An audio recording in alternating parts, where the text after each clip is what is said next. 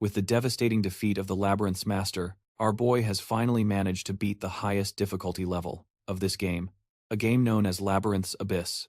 The entire speedrun was an absolute thrill for him, all thanks to the intense challenge this higher difficulty threw at him.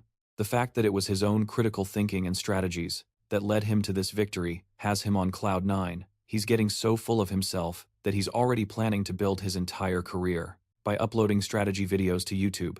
With the previous level cleared, another difficulty level is unlocked, but this time, the game is proposing something completely unprecedented. He's been granted a chance to dive headfirst into the final difficulty level, namely, developer difficulty. Before entering, he also gets the option to choose a new skill, a special one, something he's never seen before in this game. Being the mage class lover that he is, he also makes sure to pick the mage class for his in-game character, just like before. The only difference is that this time, he puts all of his stat points into a single attribute, his intelligence. As soon as he confirms, a blinding light begins to envelop his apartment building, and suddenly, he's being interrogated by some random NPC. The poor guy can't even remember huffing paint, so how on earth is he having these twisted hallucinations? The NPC throws him to the ground, with enough force to cause pain. The pain helps him realize he's not hallucinating or tripping. This is as real as it gets. His neck is in chains, just like the rest of the slaves in front of the portal. The old man on the stage begins to lay out all the background details. Each slave has been given a magic wand and must enter the labyrinth through the portal. The only reason these poor souls ended up in this mess is because of the crimes they committed. And this labyrinth is basically a divine opportunity for redemption. Whoever makes it out alive can use the money earned in the labyrinth to buy their freedom. On top of that, they'll also get a chance to enroll in the Magic Academy, his academy, of course. All of this sounds very, very familiar to our boy.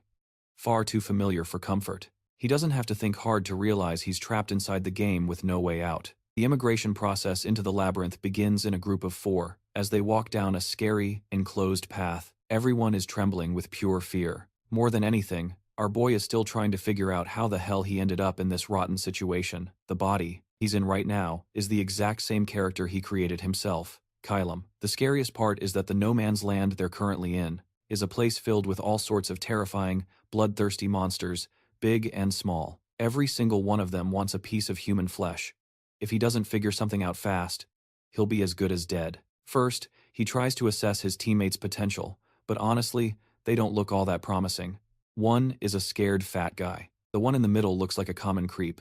And as for the elf girl, she's the type to hide behind the protagonist the moment anything remotely threatening appears. A whole group of weirdos, but that strange guy definitely takes the cake. With his bizarre laugh, our boy is pretty sure they're all doomed. This group is a recipe for disaster. It's the last thing Kailum was expecting. Nevertheless, he tries to cheer up the whiny group by giving them a glimmer of hope that they can survive, but not if they keep reacting the way they are. But the chubby guy is so scared that he runs off in the opposite direction, like a crazy kid who never listens. Kailum already knows what awaits him, and right on cue, a nasty growling sound catches their attention, followed by a spear slicing through flesh, courtesy of a bald green bastard. The creep doesn't even get a chance to resist. A spear literally pierces his skull, killing him instantly. The guy didn't even have a chance to do anything. Only the elf girl remains. She falls to her knees as she stumbles backward. Seeing her teammates' brains splatter everywhere, the goblins don't give them a single second to mourn. They're already attacking again. This wasn't how things were supposed to happen. With a single leap, the goblin closes the distance, and its blade is just seconds from slicing our boy's neck. But then a miracle happens. Plot armor, I mean. His special ability kicks in just in time. It's the skill he acquired. After completing the last level, the power to freeze time for 60 seconds, time freezes instantly, and so does the goblin. Kailum looks at that sharp blade over his neck, a near-death experience he just barely escaped by the skin of his teeth. But time is ticking. He needs to make the most of these precious seconds. There's a problem though. Every time he moves, while time is frozen, he loses 1 action point, 3 moves, and time will resume once more. He's already lost 1 point, just by raising his wand. In an attempt to block the blade, with only 3 movement points remaining, he's trapped. It's not enough to dodge or counterattack. What's coming? That's when he realizes something speaking doesn't cost movement points. In fact, he can use voice commands to cast spells, so he uses 2 more points to raise his wand, and with his final point, he casts his magic. Fireball time resumes just as the fireball materializes, unleashing a huge torrent of flames that incinerates all enemies in range. The elf girl can only watch in bewilderment, Fortunately, the threat has been neutralized for now still. That blade came way too close. The guy really thought he was a goner. He's just glad he didn't die. Like those two idiots. Panicking is not the way to go. So far, everything that has happened has mirrored exactly the events of the game, and if that's the case, if this world really follows the same rules, then no one knows how to beat it better than him. He's absolutely sure he'll reach the exit. He makes his way over to the bodies of his fallen companions and loots their corpses, since they won't be needing their equipment anymore. Then he turns to the shy girl, who starts to panic even more. He wants to know what kind of spell her wand casts. She fidgets anxiously before stammering that it's a thundershock. It's the first time she's ever held a wand, so she panicked instead of using it. Kailum already figured she was hopeless, but hey, something is better than nothing. He gives her a little pep talk about how to use the wand when things get ugly. Even a second of hesitation can get them killed. Anyway, he decides it's time to move on and find the exit. He doesn't know who's pulling the strings up there, gods or developers, and frankly, he doesn't care. He's going to use his game knowledge to beat this, no matter what. Many years ago, the Labyrinth underwent a change like never before. A sudden, unstable eruption allowed monsters to emerge, unleashing their fury and slaughtering countless adventurers and mages. Since then, the Labyrinth has been trying to train a group of newbies, called exploration mages. Basically, the concept is this: throw a random slave into the Labyrinth, and if they survive, then they are fit to be developed further. That's the harsh reality of the game, however. Although Kailum knows about the original game's flow, he still has to confirm if the game follows the same logic. He intends to stay sharp and alert for this. His new partner, the elf, introduces herself as Irnal and thanks him for all his support. They both travel together. Meanwhile, Irnal curiously asks about Kailum's calm demeanor, which is strange considering he had conversations with other people on the slave ship. Now, this revelation strikes our boy like a lightning bolt, because basically, it means the people from the ship already know his true identity. He has to be even more careful from now on. The elf keeps talking, revealing how she was raised in a fairy forest. Her backstory is sad because the poor girl accepted a delivery job, unaware that it was secretly a drug trafficking business. Apparently, this girl was cooking meth with Walter White. Long story short, this ended up getting her framed for her involvement, and since she couldn't pay the heavy fine, the poor elf met her fate as a slave. Funnily enough, our boy doesn't appreciate her continuous chattering. Although he perfectly understands that Irnal is just trying to distract herself from her fear, he insists that she stay quiet for a moment, until a sudden system notification pops up, starting a 60-second countdown. But here's the interesting part. Kailum thinks he must have stepped on a trap, causing his body to activate its time freeze ability. But apparently, the countdown continues, as he uses this moment to properly analyze the situation. Usually, traps on the first floor are known to use walls as their main source of attack. The best part is that there are no issues on Irnal's side, which means she is safe from accidentally falling into a trap. However, when our boy quickly looks to check his side, he cautiously decides to spend one action point. Fortunately, there are no holes on his side of the wall either, which means they should be safe. Next, he checks the ceiling, which also appears to be secure. With these two possibilities eliminated, the chances of the trap being floor-related increase ever more. But first, let's delve into the four main types of traps on the first floor. The first is a spike trap that shoots up from the floor, hitting your feet immediately. The second trap is a nail bomb, which is basically like a grenade, but this time, dozens of nails come flying at you. If that goes off here, they'll be in deep trouble. The third type of trap is the gas trap, which acts as a sleeping mechanism, knocking people out long enough to be hunted by monsters. Finally, the pitfall trap is the most devastating because it launches you directly to the second floor. There's simply no escaping your fate if you end up encountering it. Now, here's the thing. His hourglass ability wouldn't have activated if it hadn't detected a serious threat. This means the spikes are out of the question because they aren't a lethal threat. Unfortunately, as our boy thinks long and hard, his time is running out. He's down to the last 5 seconds and finds himself overwhelmed by the annoying puzzle. Realizing he must take a chance and face the risk head-on, Kailum lifts his foot and stomps it hard on another tile. Coincidentally, he uses up his action power blocks at the same time, causing his turn to end and initiating a cooldown sequence. By the way, the clumsy elf. She quickly stumbles into him, but it was no accident. In fact, Kailum had just saved her life. He reveals that all this time, the elf had been standing on a trap. This specific trap was a detonating nail trap. This means that the moment she lifts her foot, explosive nails will erupt, causing grievous injuries. That's also why he swapped his foot for hers. The trap is like a pressure mine, requiring a certain weight on it at all times, and Nil is absolutely terrified. Wondering what they'll do now that they're trapped, our boy quickly reminds her of the barrel they passed just a moment ago. The elf remembers the barrel, and he tells her to go get it quickly. She leaves immediately, and Nil promises to return with the barrel. While she's gone, the mage reflects that every trap has an antidote, and for this one in particular, it's substituting a heavy object.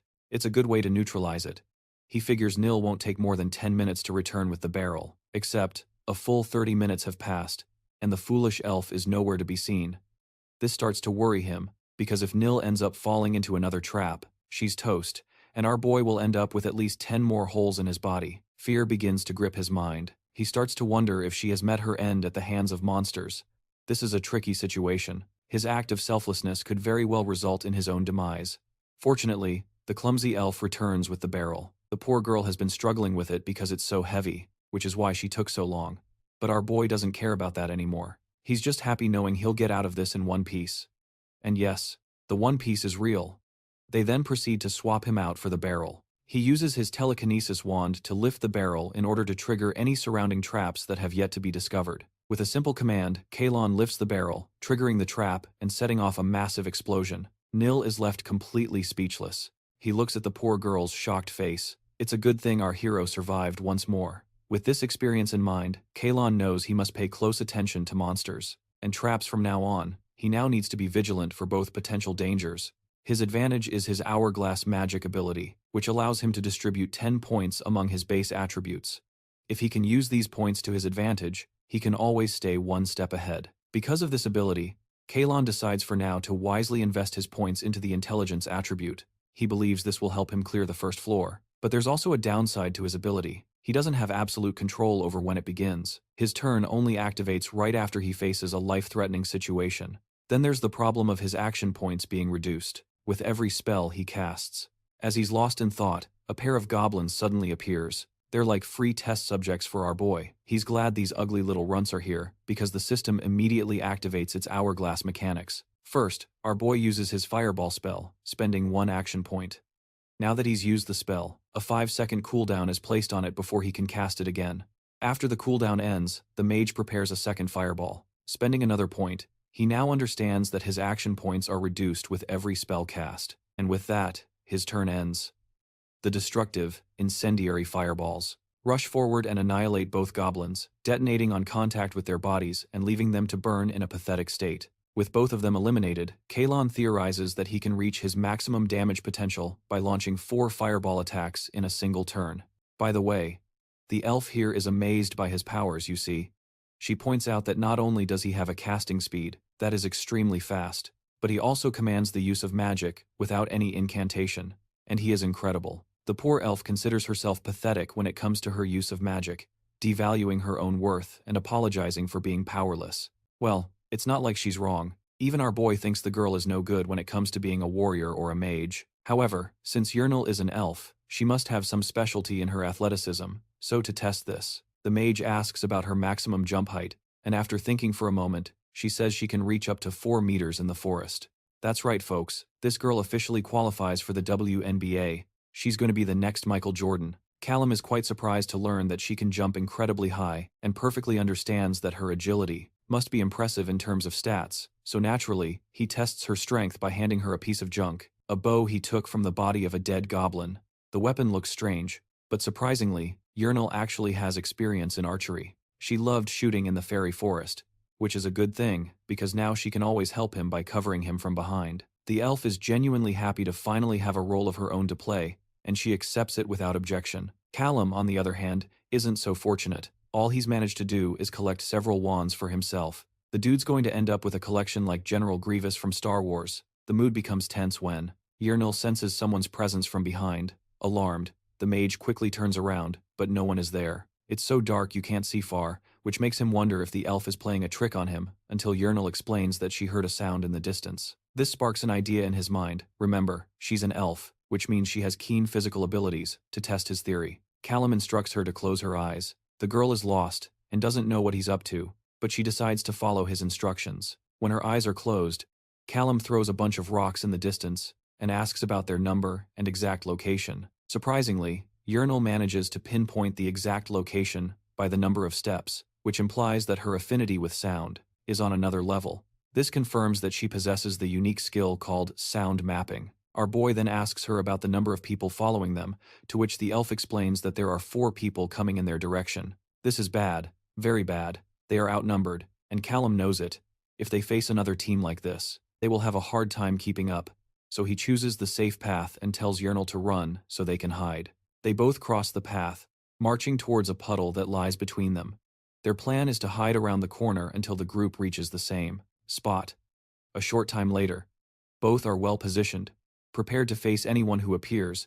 The footsteps get closer and closer. As Kailum and Yurnal find themselves in a tight spot, our boy suddenly reveals himself in front of the group, demanding they stop immediately. He then confronts them, asking why these guys are following them. The party's leader is a bald man who states, explicitly, that he doesn't care about the mage. Instead, this psychotic clown has his eyes on the elf traveling with him. The opposing party members only care about getting their hands on the beautiful elf, so much so that they are threatening our boy to hand her over, if he wants a chance to live. In response, both Yurin and Kailum are aiming firmly at their enemies. The ugly-eyed slimeball is confident in his incredible shield, which is capable of withstanding the power of low-level magic without any problem. Not to mention, it's also a good defensive weapon against a typical bow and arrow, you know, what Yuren is using right now. The guy advises our boy not to even bother with his chant, because they will kill him before he can even finish his first chant. By the looks of it, these guys are pretty confident in their ability to defeat them. The numbers are on their side, so the bald leader suggests forming a large party, including the elf. However, these disgusting men have their own plans for Yuren after she joins the group. In fact, the scoundrel party leader is salivating at the idea. Let's turn to our hero's side. The poor elf is trembling, looking for support, wondering what he has up his sleeve. Meanwhile, our boy is reflecting on the situation, how he will never go forward with the idea of sacrificing his comrade. With just one look, Kailum is able to infer what kind of men they are. It is too risky to involve them in a party as well. So our boy finally breaks the silence, threatening to kill them if they don't leave immediately. Hearing him finally take a stand gives the elf some certainty that our boy has something planned. However, the enemy leader doesn't see his empty threat as something to fear. Kailum emphasizes that he stands by what he said. Hearing this, the opposing party leader realizes there's only one option left. He orders his men to kill the mage immediately. That's when the hourglass system kicks in, initiating the decisive 60-second factor in which our boy will make the winning move. With the countdown initiated, the mage quickly assesses the current situation. He understands that perhaps his opponents have underestimated his use of 2 wands, treating him as a defensive mage at best. However, this assumption will be their own undoing, since Kailum will use this to his advantage and completely destroy these guys.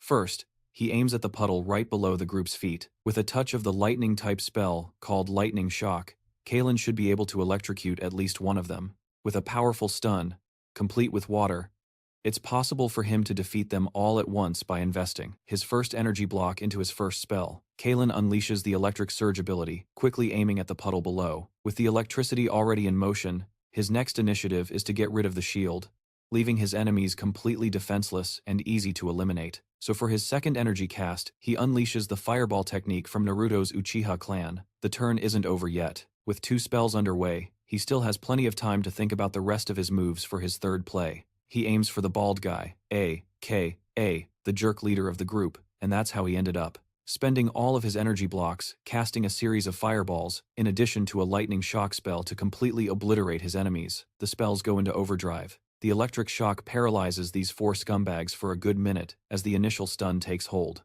The group leader is defenseless because he just dropped his shield and weapons. Now the fireball arrives, exploding in the puddle and releasing a blinding vapor. With the group leader completely confused and isolated, the remaining fireball comes specifically for his head. A huge explosion occurs as the spell finally detonates. Immediately, our boy signals the elf to make her move and release her arrows. The elf doesn't hesitate for a single second and fires the arrow into the blinding fog, even though the steam is hard to see through. Yinhild's unique ability to map sounds in the area gives her an easy advantage to aim flawlessly. Kailum directs her to keep shooting into the steam while he quickly plans his next move. The problem is, he's currently on cooldown, and if the elf hasn't eliminated at least one of those men with her arrows, they'll be in deep trouble when the enemy party launches their counterattack. Our boy is almost certain that the bald-headed man was hit by the fireball, which leaves only the subordinates to deal with. The scene grows more tense with each moment as the cooldown timer takes its time to reset, causing severe anxiety in Kailum. He quickly turns to the elf, instructing her to attack the warrior, while he is charging his powers. But to his utter shock, he is stunned to learn that Yinhild has already killed them.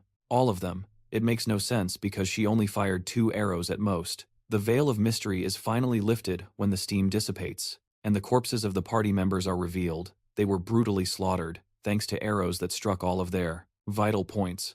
This elf somehow managed a triple kill with just 2 arrows, showcasing her incredible talent when applied correctly. So much so that even our boy is starting to feel afraid of the innocent-looking elf, and a river of expression shows she felt the same fear, as she really had to push herself to make that shot. Anyway, the bald-headed man managed to survive, but the same can't be said for his hands, as they were blown apart when he tried to block the fireball. The scoundrel is whimpering in pain, his previous arrogance replaced by fear and curiosity as he questions the mage's true identity. The fact that Kailum cast magic without uttering a single chant leaves him speechless. To see a mage as powerful as him in a place like this, the party leader is baffled as to what someone like him is doing here. The very same guy who was thrilled at the idea of claiming the elf for himself is now here, preaching about the injustice of this world. Kailum hits him with a reality check, telling the bald man it's his own fault for pulling such reckless stunts in the dungeon. In response, the party leader roars at him for even suggesting they came to this dungeon of their own free will. His personal story is also quite tragic, as he was cast out for having no magical abilities and was sold into slavery, leaving him with very little choice in the matter. In the end, it infuriates him that Kailum possesses such an absurd talent for magic, because if he had possessed it instead of our boy, his life wouldn't have ended like a dog's.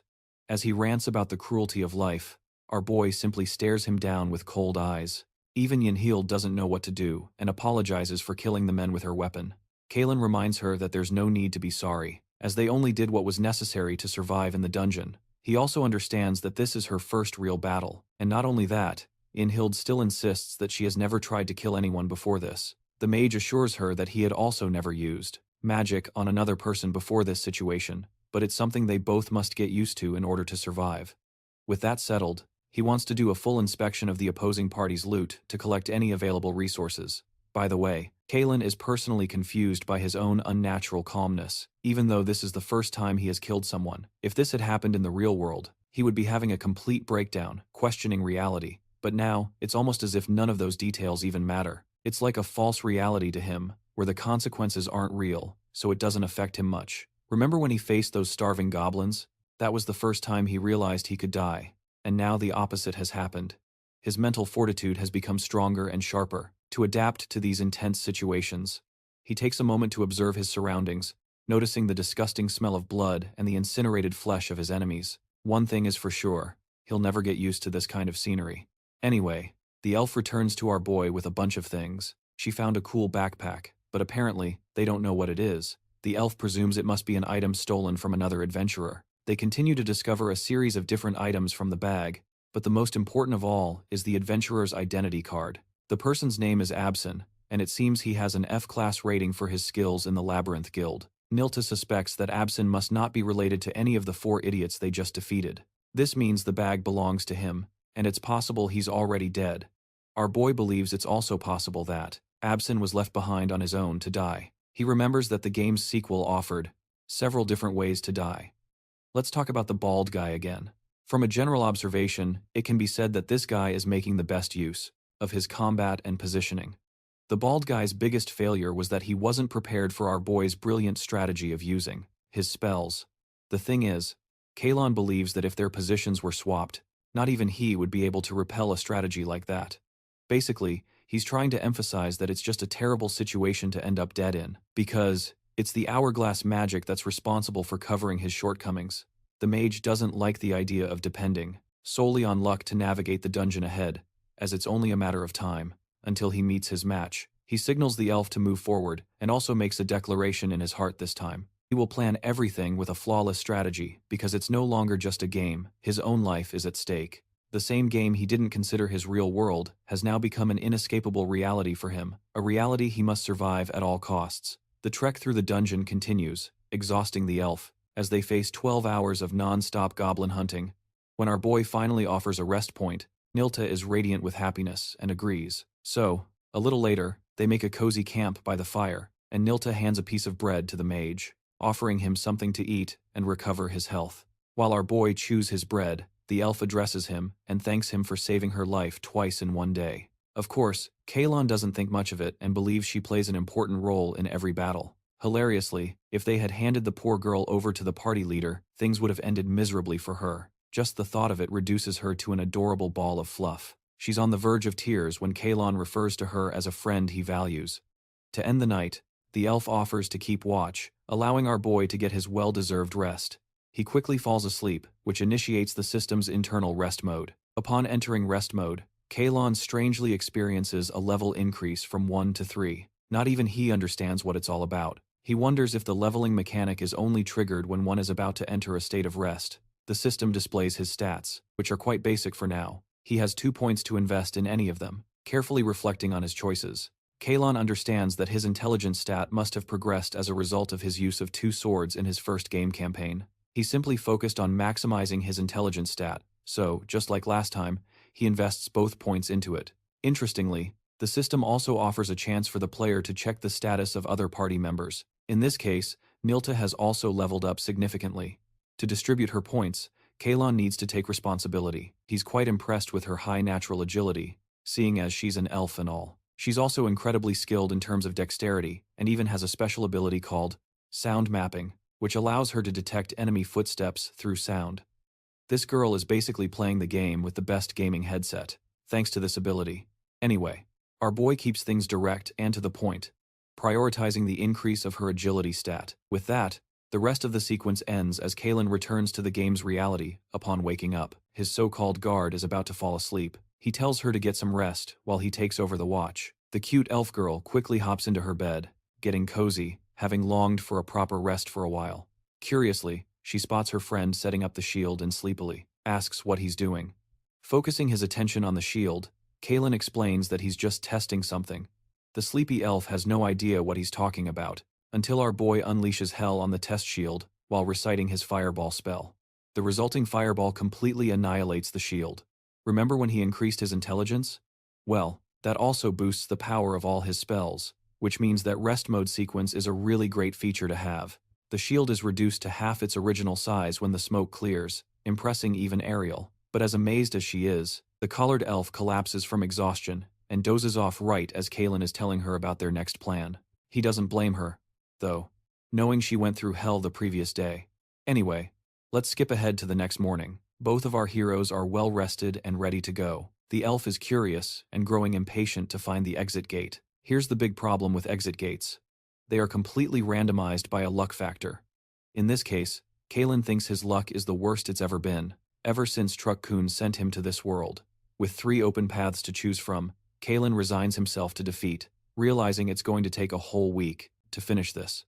However, in the very next room, he's stunned to see the exit gate. It's insane that they managed to stumble upon it, but the problem is, they'll have to deal with the adventurers guarding it. The gate. So, the mage quickly makes a precise assessment of their abilities. He believes these guards are likely a veteran party, which means they can't afford to make a single mistake. Otherwise, it will cost them everything. The interesting-looking trio decides to act first, questioning whether both Kailum and Ariel belong to the Magic University's slave team. Without a second thought, our boy quickly agrees, while also processing the awkward situation unfolding before his eyes. The dwarf addresses Emma, asking when the last slave group was sent here. As she recalls, it was around 10 o'clock in the morning. That means it took this duo more than a day to arrive and reach the exit. The dwarf is clearly impressed and quickly points out his understanding of Ariel's strength as an archer, instead of her just sticking with magic. While she is here relaxing, Kailum confirms his confidence in wielding both wands. The dwarf is impressed that neither of them are trying to be modest about their abilities. He asks if the mage has a fireball wand, which our boy once again confirms.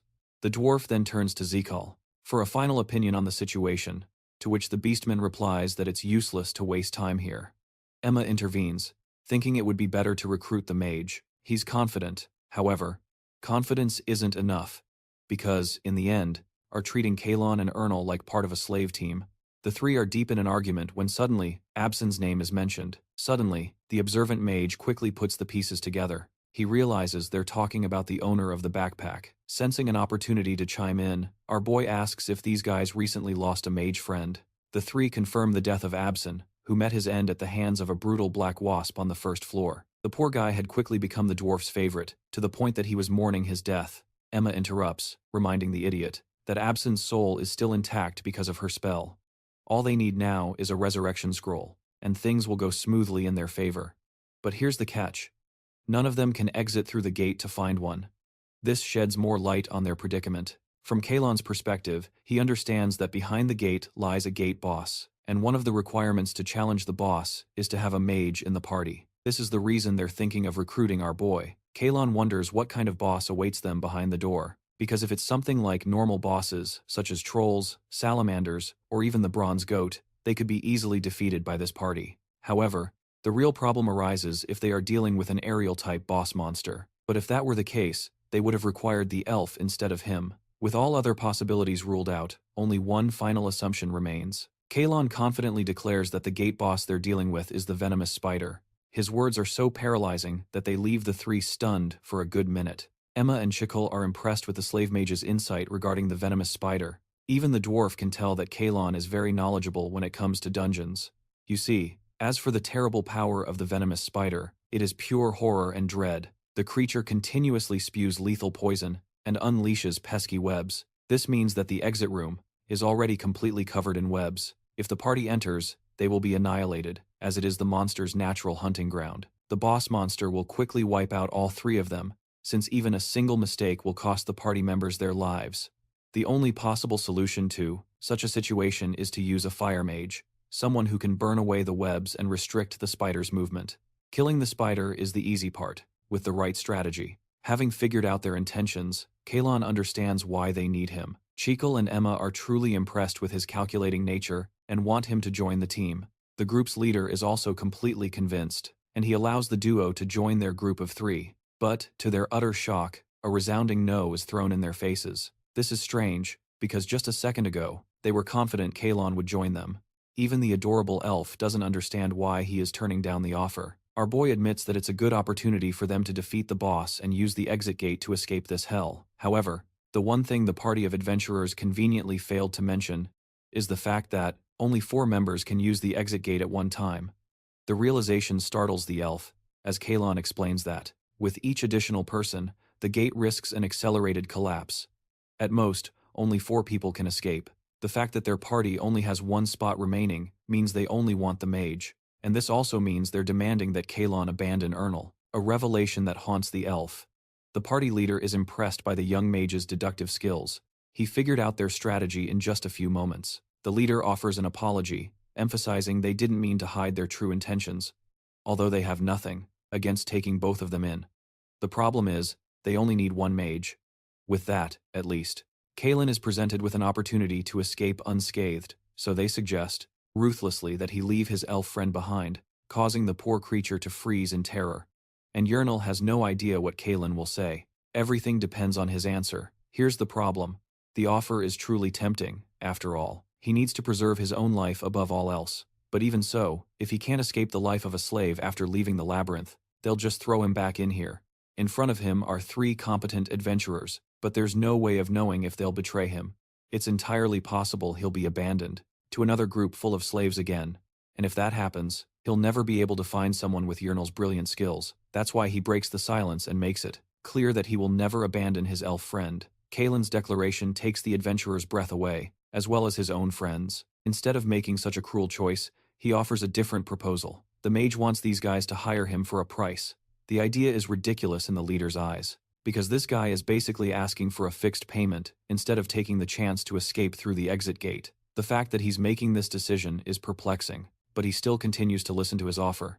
When Kailon says his price is 10,000 gold, it enrages the leader and terrifies his friend Ernal, because that kind of price is a king's ransom. When it comes to money, our boy knows all about it. The thing is, with the stones and the backpack he acquired from the first floor, if they sold everything they owned, it still wouldn't exceed 2,000 gold, even when it comes to the price of a slave. Both Ernal and Kailon are valued at 6,000 gold. This means if he can somehow get 10,000 gold coins, he can free himself from his slave status and secure some funds in the process. The tables have turned, causing the group to argue amongst themselves again. Now, these guys are special.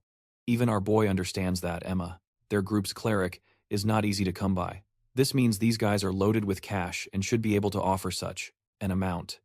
There's also the fact that fatigue is starting to affect them, and they're growing impatient to face the boss. In the mage's eyes, he also thinks Absalon is another important reason why they're in such a rush. To revive their fallen comrade, they have to use a resurrection scroll that has a strict time limit for souls. This means they're desperate for a quick solution, once again adding to Kaelin's leverage. The group's beastman thinks they should move forward with the deal, since there's no other mage around to help them. Kailum also intends to secure a proper oath, using Emma's status as a cleric so they won't be betrayed after the deal is made. Emma assures him she can do that for him, for their agreement. Unsatisfied with the negotiation, the dwarf offers 9,000 gold coins as a final price, but our boy loves to haggle. He raises it to 9,500. The dwarf tries to persuade him, but he won't budge. In the end, the dwarf reluctantly has to agree to Kaelin's price. He can't believe he was just outsmarted by a slave, mage, and it only happened because of their circumstances. However, our boy promises that the deal will be in their favor, and they'll find that out soon enough. The leader hopes his words are true, while Emma, happily, she invites both the dwarf and Kailum to join them, and now, just moments before entering the room, she casts a contract spell to form a pact on their terms. Virtanen's group promises to pay the full amount at the end of the mission, once they are finally close to exiting the gate. And in the event that one of the parties is obliterated, the contract will not take effect. So both parties swear an oath representing their side, and that settles the matter of trust. Now that the boring parts are over, it's time to enter the terrifying dungeon. Right upon entering, we can see the entire room is filled with spiderwebs. And what's worse, the room is dark, making it difficult to locate the target. If the boss is well hidden, they're going to have a hard time. Suddenly, the mage spots the interactive neutral objects. These are explosives that can be used in a crisis. Meanwhile, the dwarf warns them to watch out for any webs on the floor, because they will be difficult to escape from. Meanwhile, our boy is scanning the area, trying to spot the boss. Fearing the slave mage is overstepping his role, Virtanen reminds him that his job is simply to burn the webs from the ceiling. Suddenly, the group experiences true terror as the boss monster launches its first attack. The web is aimed directly at the dwarf, who is inches from being captured, but thanks to his incredible reflexes, the man swats it away with a powerful blow and roars. He roars for the mage to cast the damn fireball at the ceiling. The venomous spider gives them no time to breathe, launching more of its web attacks. Of course, if that's how it's going to be, then even Kailum thinks it's good that the boss is attacking, because now they know where to look. Knowing this is his only chance to deal a lot of damage. His hourglass magic ability activates, kicking off his turn as 3 fireballs are launched one after another. Spending his energy points down to 1, he launches the final fireball and consumes all 4 of his action points, ending his turn. The destructive fireballs spiral towards the boss monster, and one of them slams directly into the creature's face, causing a massive explosion at point-blank range. The first blow has been struck against the venomous spider, leaving the group of adventurers speechless. They are stunned by Kailum's quadruple cast, all without any incantation.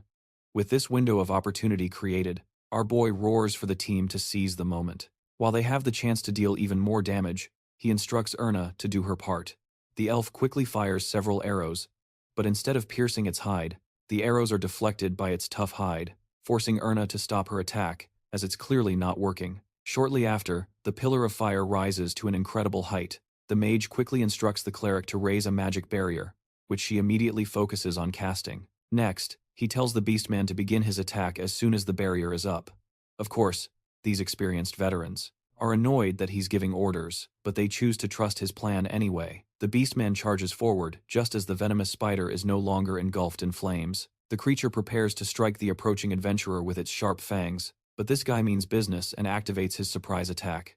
A flash of lightning slashes the spider's leg, causing it immense pain. Now that the spider has nowhere to run, it rears back for one last maneuver. Virtanen signals his team to prepare, as the creature is about to self-destruct, prompting the cleric to set up a shield barrier. A constellation shield barrier before it happens. Kailum analyzes their maneuvers and understands that these guys know exactly how to handle this monster.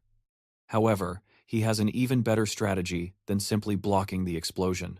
Extending his ice wand, our boy uses his ice spear spell to eliminate any chance of an explosion. The ice spear pierces the spider's belly, stopping the self-destruction from the very start and causing a spreading effect that slowly freezes it solid, completely.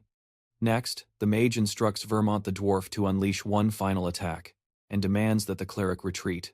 Unfortunately, they are so confused that they aren't listening to his advice at all, causing our boy to explode with anger as he begs them to listen to him just once. This is why his experience playing the game was so much easier, because he didn't have to convince people to do obvious things. Anyway, the dwarf hears his command and charges forward, launching himself into the air with a final aerial swing of his axe, using his signature technique, Great Shattering Blow. The dwarf slices off the venomous spider's head with perfection. With that, the boss monster is officially defeated. The group celebrates their victory, unaware of what is about to happen next. Only Kailum knows that right after defeating the spider, there is a hidden mechanic that can be triggered upon its death. What he fears most is the possibility of a second phase kicking in while the group of adventurers is busy celebrating. Yana is surprised and wonders why Kailum seems to be on high alert. He tells the elf to look up for a moment. She follows his instructions and stares at the ceiling. As horror quickly dawns on her face, Yana's scream attracts the main group's attention. The dwarf and the cleric are unable to see anything clearly on the ceiling. Dark, but their beast companion is on high alert and senses trouble. You see, the ceiling is where the venomous spider laid hundreds of spider eggs, and as you might expect, they are about to hatch. None of them anticipated a second phase. Even the dwarf didn't know about this. Feeling the need to act, Kailum instructs the elf to quickly throw the explosive barrel. Over here, she grabs the barrel and pushes it hard, allowing it to roll and reach the dwarf, who realizes his next task is to throw the barrel, explosive, into the air. Next, our boy tells the cleric to cast a spell called Weapon Light on Yana's arrow. She quickly chants the spell, imbuing the elf's arrow with a golden glow as Yana aims for the ceiling. She releases the golden arrow, which soars upward, illuminating the center of the egg cluster. Focusing on its exact position, the dwarf hurls the barrel with immense force. The barrel closes in on the cluster of eggs, and now for the final showdown. The hourglass starts counting down as his turn begins with 4 fireballs in a row.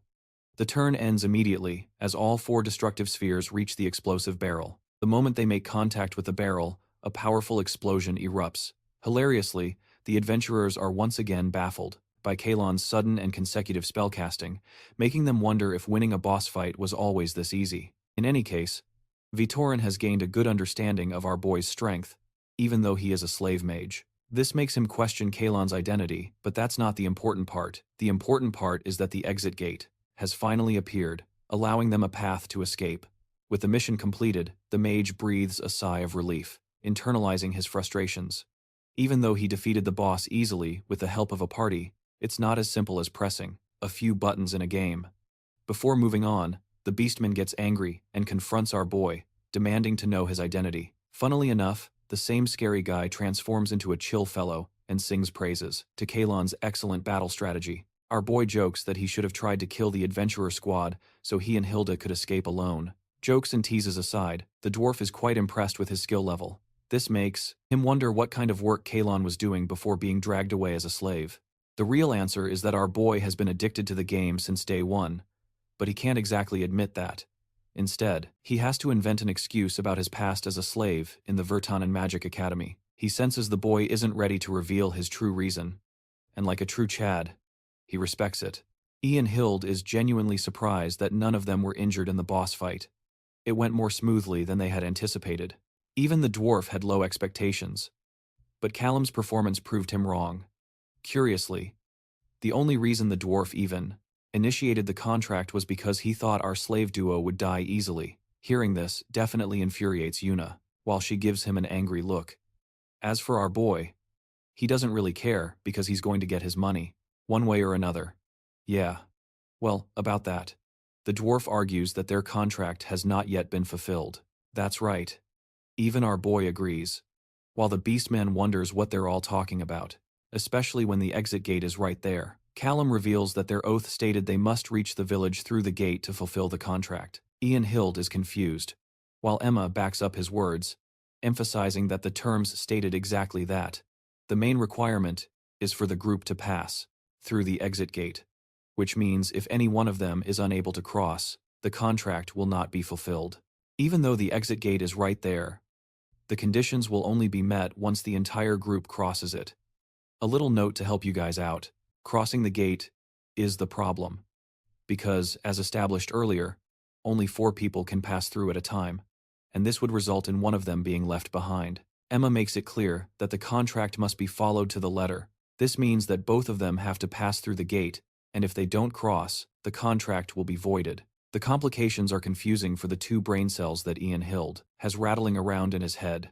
Kailum, on the other hand, understands that no adventurer is foolish enough to carry 10,000 gold coins on hand during a dungeon raid.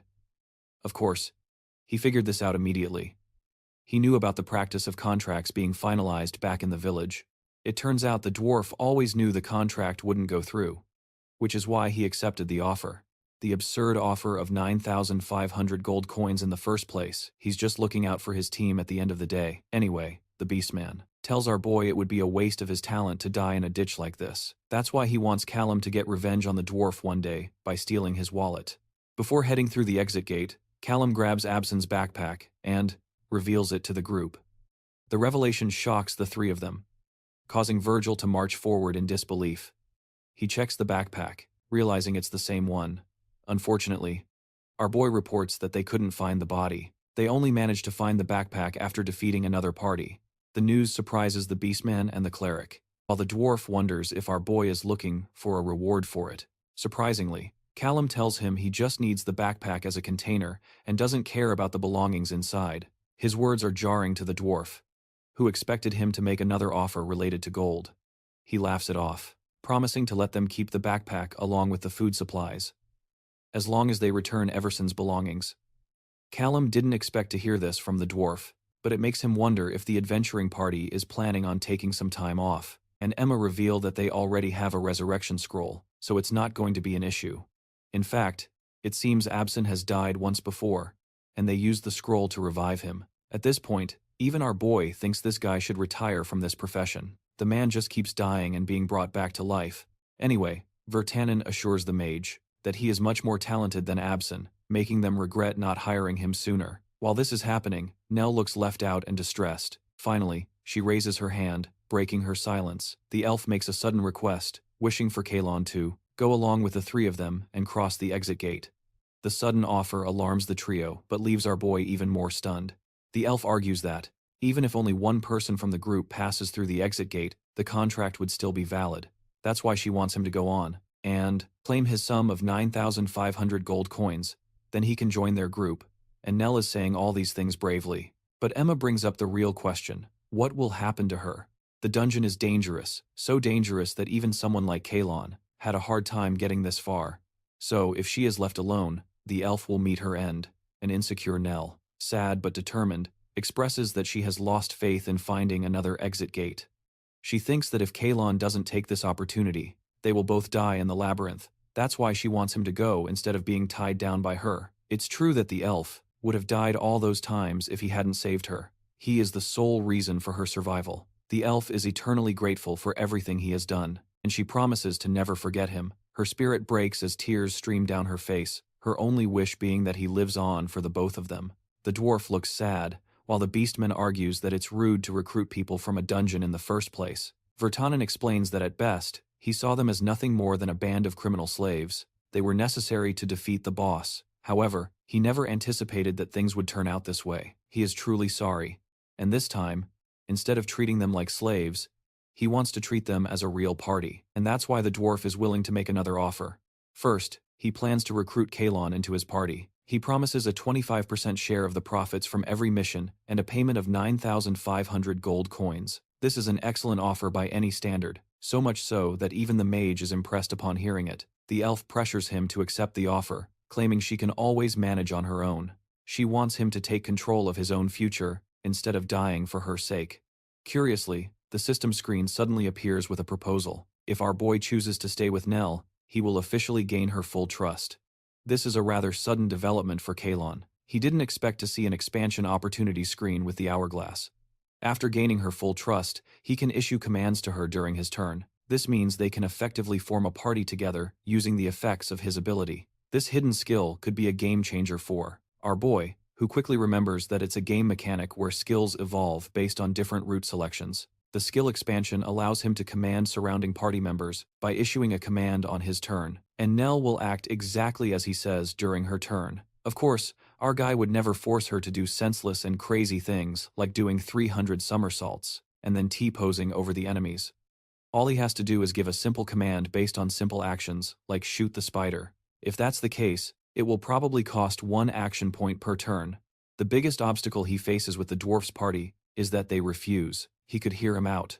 But if he manages to gain Yurnel's complete obedience and instruct her like a video game character, he will have unlocked a brilliant opportunity. So, despite the tempting offer made by the dwarf, our boy is busy contemplating his choices.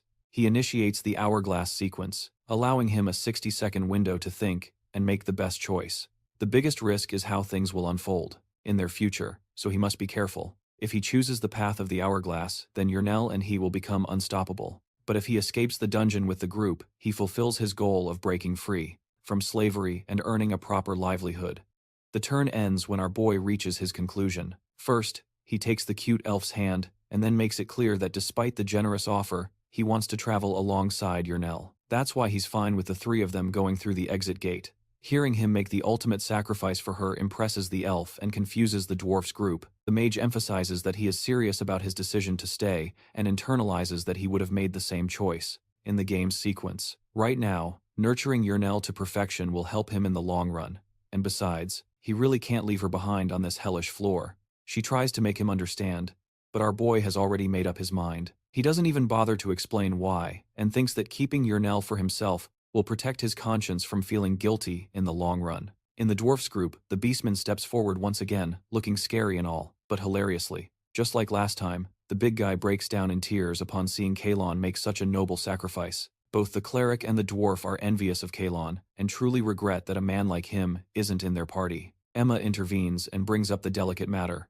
If Kailum and Yurnel are staying behind, they need to form a plan to defeat the next boss on their own. For that, the mage requests to keep the venomous spider's corpse, but of course, the annoyed dwarf is not so kind as to let them have it for free. So Kailum proceeds to buy the spider for the price of 1,500 from the original value he was promised. Before leaving, Vitanan asks for the elf's name. The beastman tries to guess, but gets it completely wrong, and Yurnel has to correct him. But he continues to tease her with the nickname, Pretty Lady, showing his support for her valiant contributions. Anyway, the dwarf truly hopes they make it back alive, and as a final gesture of friendship, he offers 4 potions to help them on their journey.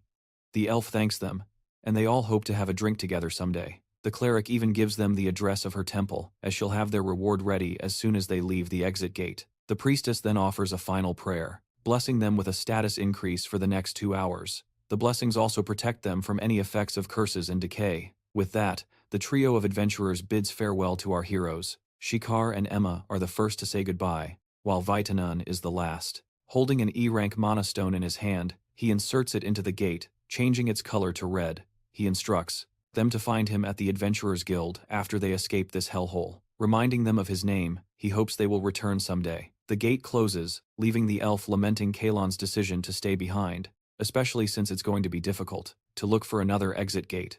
Of course, this is something our boy knew when he took the risk at this point. He's so immersed in the game-like nature of this world that his calculations on every level have become advanced. He assures the elf that they will work together to escape this mess. But first, they need to loot that precious spider fang.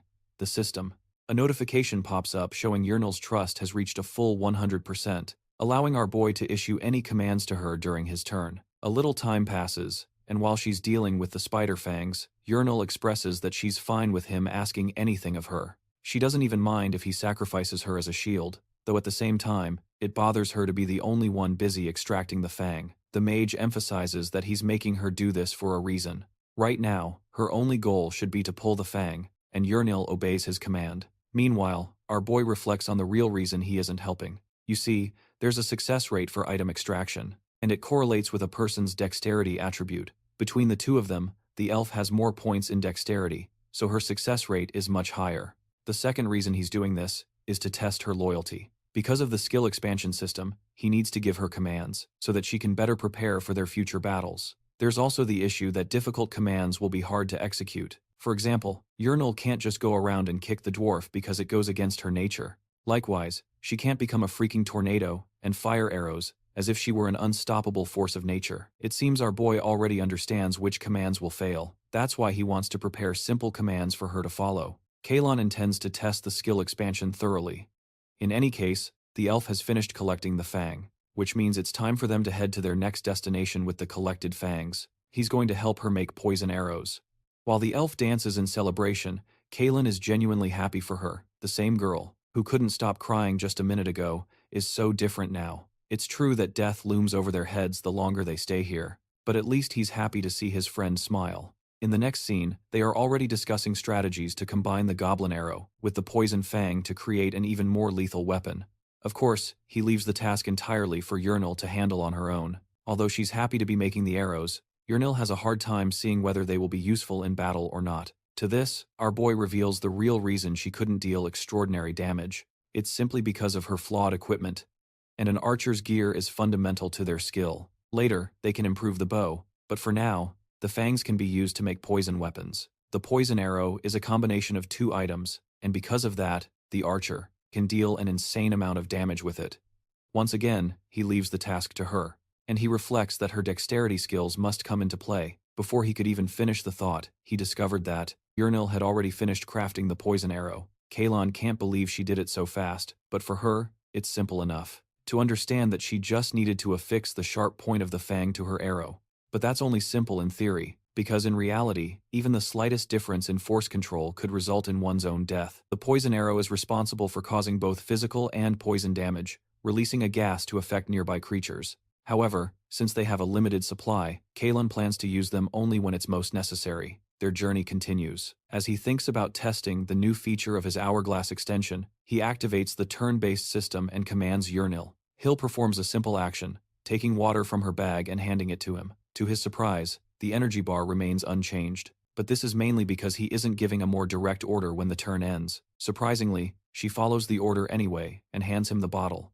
From this observation, Kailum realizes that the system rewrites her memories according to the situation at hand, which makes him eager to test how it will perform in real combat scenarios. The mage sees his chance when a monster appears nearby. He activates the hourglass system and summons a fireball to aim at the goblins. Then he orders Hill to shoot the other goblin's leg. When the round ends, her arrow is loosed and specifically targets the second goblin's leg, making it scream in pain. To finish off the goblin, our boy uses a point-blank fireball to send it to hell. He then asks her why she shot the creature's leg instead of its head like last time. The system justifies her actions as she tells him the leg is an easier target. Now, this puts one thing into perspective. Hill will carry out any order he gives during his turn.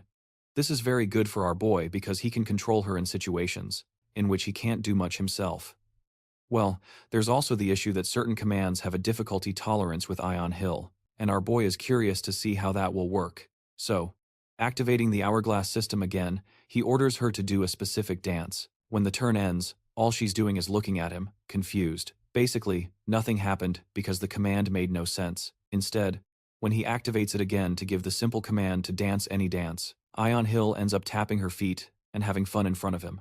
But reality hits him as much as it hits her. The girl feels incredibly embarrassed by it. Meanwhile, our boy is disappointed with how certain commands work. Anyway, he takes her along, and they continue their long walk. Once again, Kailum becomes interested in testing her knowledge. He activates the turn-based system once more. This time, he orders her to tell him about her past before they entered the labyrinth. When the turn ends, she starts talking about the rumors of why Kailum became a slave in the first place. Our boy is drinking water until he spits out his drink when he hears that his character committed murder, and that's why he's trapped here. At first, she was really afraid of him, but she eventually realized he's a nice guy. She even justifies it by saying he must have had his reasons for killing someone, which is crazy even to him. The elf expresses that she's responsible for killing a fox woman, Beastkin, who was once her teammate. Curiously, the foxkin in the game are known for being incredible and well-rounded in every way. They are also known for attracting people with their looks, but for some reason, this elf is incredibly happy that the woman is dead because she thinks Kailum would never kill someone on his own whims. Her creepy reaction is starting to scare our boy, who wonders what's gotten into her. They continue walking, as she talks about his past as an adventurer. Now, the Magic University is known for placing a person in the Labyrinth who is skilled enough to lead the other slaves. That's why he was placed in her group. Still, the fact that Kailum's past is filled with mysteries worries our boy about several things, but before he can focus on that, incredible luck blesses the two with the chance to face another exit room. That's right. Not even our boy thought he would face another one of these so soon, but it's a good thing they're here. The elf even discovers the unconscious body of someone. In fact, it's Absin, the mage from the adventurer's party. It seems his soul is being preserved with magic. So it seems he is sleeping deeply. His fair skin tone suggests he belongs to a noble family, because Kailum points out that normal slaves can only dream of experiencing a soul preservation service. Anyway, this is good news, because if they can recover his body and return it to his family, they will receive a handsome reward for it. Besides his preserved state, it seems Absin's leg is missing, which implies something must have cut it off. Kailum asks her to use her sound mapping technique to detect nearby sounds. The poor elf is terrified upon confirming there is a disturbing sound, but she doesn't hear the sound of flapping wings. This is a strange revelation because Vitorian clearly told them that the black wasp was responsible for Absin's death. The creature wouldn't just leave its prey lying around, which makes Kailum curious about the nature of the boss. He thinks it's a good idea to navigate to the origin of the sound, even though they have no proper clues to follow. Circling the area, our boy discovers a black wasp larva. The reason they couldn't hear the sound of wings is because this little creep is the one responsible for chewing on Absin's leg, which is even stranger, is that the wasp is nowhere to be found. Even if adventurers had come to defeat it, there would be evidence, and yet the larva is here intact. As if nothing had happened, the only logical explanation is that the black wasp must have faced an even more terrifying creature, because there's no way a first-floor boss monster would flee for no reason. Suddenly the realization hits him as Kailum's worst fears surface. He quickly asks about reports of missing adventurers on the first floor. While the elf is clueless, she shares the rumors of someone named Lord Bekatek disappearing, and yes, that's his real name, I'm not even kidding. And Yurnil explains that Lord Bekatek is known for defeating a black wasp alone, even when his party was wiped out. The elf doesn't understand why he is asking such a sudden question, while the mage connects the dots and understands what is happening. He is dealing with a rogue fighter, someone who is a direct counter to a mage. Seeing his troubled expression, Yurnil presses him to explain what is going on. Finally, he tells her what it means to become a possessed adventurer. At first, the elf has no idea, but it's normal for her to think that since possessed adventurers are uncommon, despite him having completed several stages in the game. Kailum only had one specific encounter with a possessed adventurer. It's a state of complete madness, where a person's soul is devoured by the Labyrinth Master, leading them to act according to its will. These renegade adventurers are guided by the effect of madness, making them all the more terrifying by using the same skills and magic from their past as adventurers. They become unimaginably cunning and difficult to deal with. There's a reason why our duo managed to discover the exit room so quickly, and it wasn't just luck. Yurnil is on the verge of tears, thinking that all hope is lost, while our boy quickly composes himself and understands that he is shattering her spirit. By losing his own composure, he assures the elf that they will make the best of the situation no matter how difficult it is. After all, she has him by her side. The scene cuts to the irritated dwarf who's talking non-stop to the bartender, no matter how much he tries to convince him about the spectacular multicasting mage. The owner doesn't believe a word of it, since that kind of talent only appears once in a generation and isn't easy to find. The dwarf gives up on proving his case, while his friend is just happy that he managed to get out alive. To cheer him up, the guy pours him a drink on the house, at the same time mocking his story about the chantless mage. Despite being angry, Vetin chugs the entire drink. The bartender is curious about Zakel and learns that the Beastman still lacks experience in dungeon crawling. Apparently, he's the one who introduced the two of them, and he has high hopes that the Beastman will live up to the name Lord Backstab. The dwarf lets out a hearty laugh, sharing how the rogue is just a legend on the lower floors and shouldn't be compared. He's intrigued by the idea of a dungeon master, but he doesn't know much about it. Vetin's celebration is cut short when the door slams open with a bang. Absin's mother has been looking for the dwarf to learn about her precious son. She's horrified to hear of his death, which Vetin confirms. Absin died in a black wasp attack, and the news shatters the boy's mother. She's out here barely holding it together, but she still has hope because of the soul preservation magic. The boy's older brother is cold as ice and reminds the dwarf it would be reckless to let his brother's death go unanswered. An important member of House Vaten has fallen, so he expects Vaten to mount a rescue operation soon. The dwarf reveals that the preservation spell should preserve his soul for 1 week, allowing them to resurrect him in time. But preparing the scrolls will take at least 3 days, and only then will they set out on the journey. The older brother asks if they can find the boy right away. He finds out that Vetin has a tracking spell for lost items, thanks to the identification card they received from Kailum. it's possible to track him without any issues. He even speaks highly of this genius mage, causing the bartender to jump in to mock and ridicule the dwarf. Again, after hearing about the all-powerful mage with ultra-fast, chantless casting, even the older brother thinks they're putting on some kind of bad comedy show. However, his mother argues that perhaps this mage can find her son's body. The dwarf thinks it's likely too.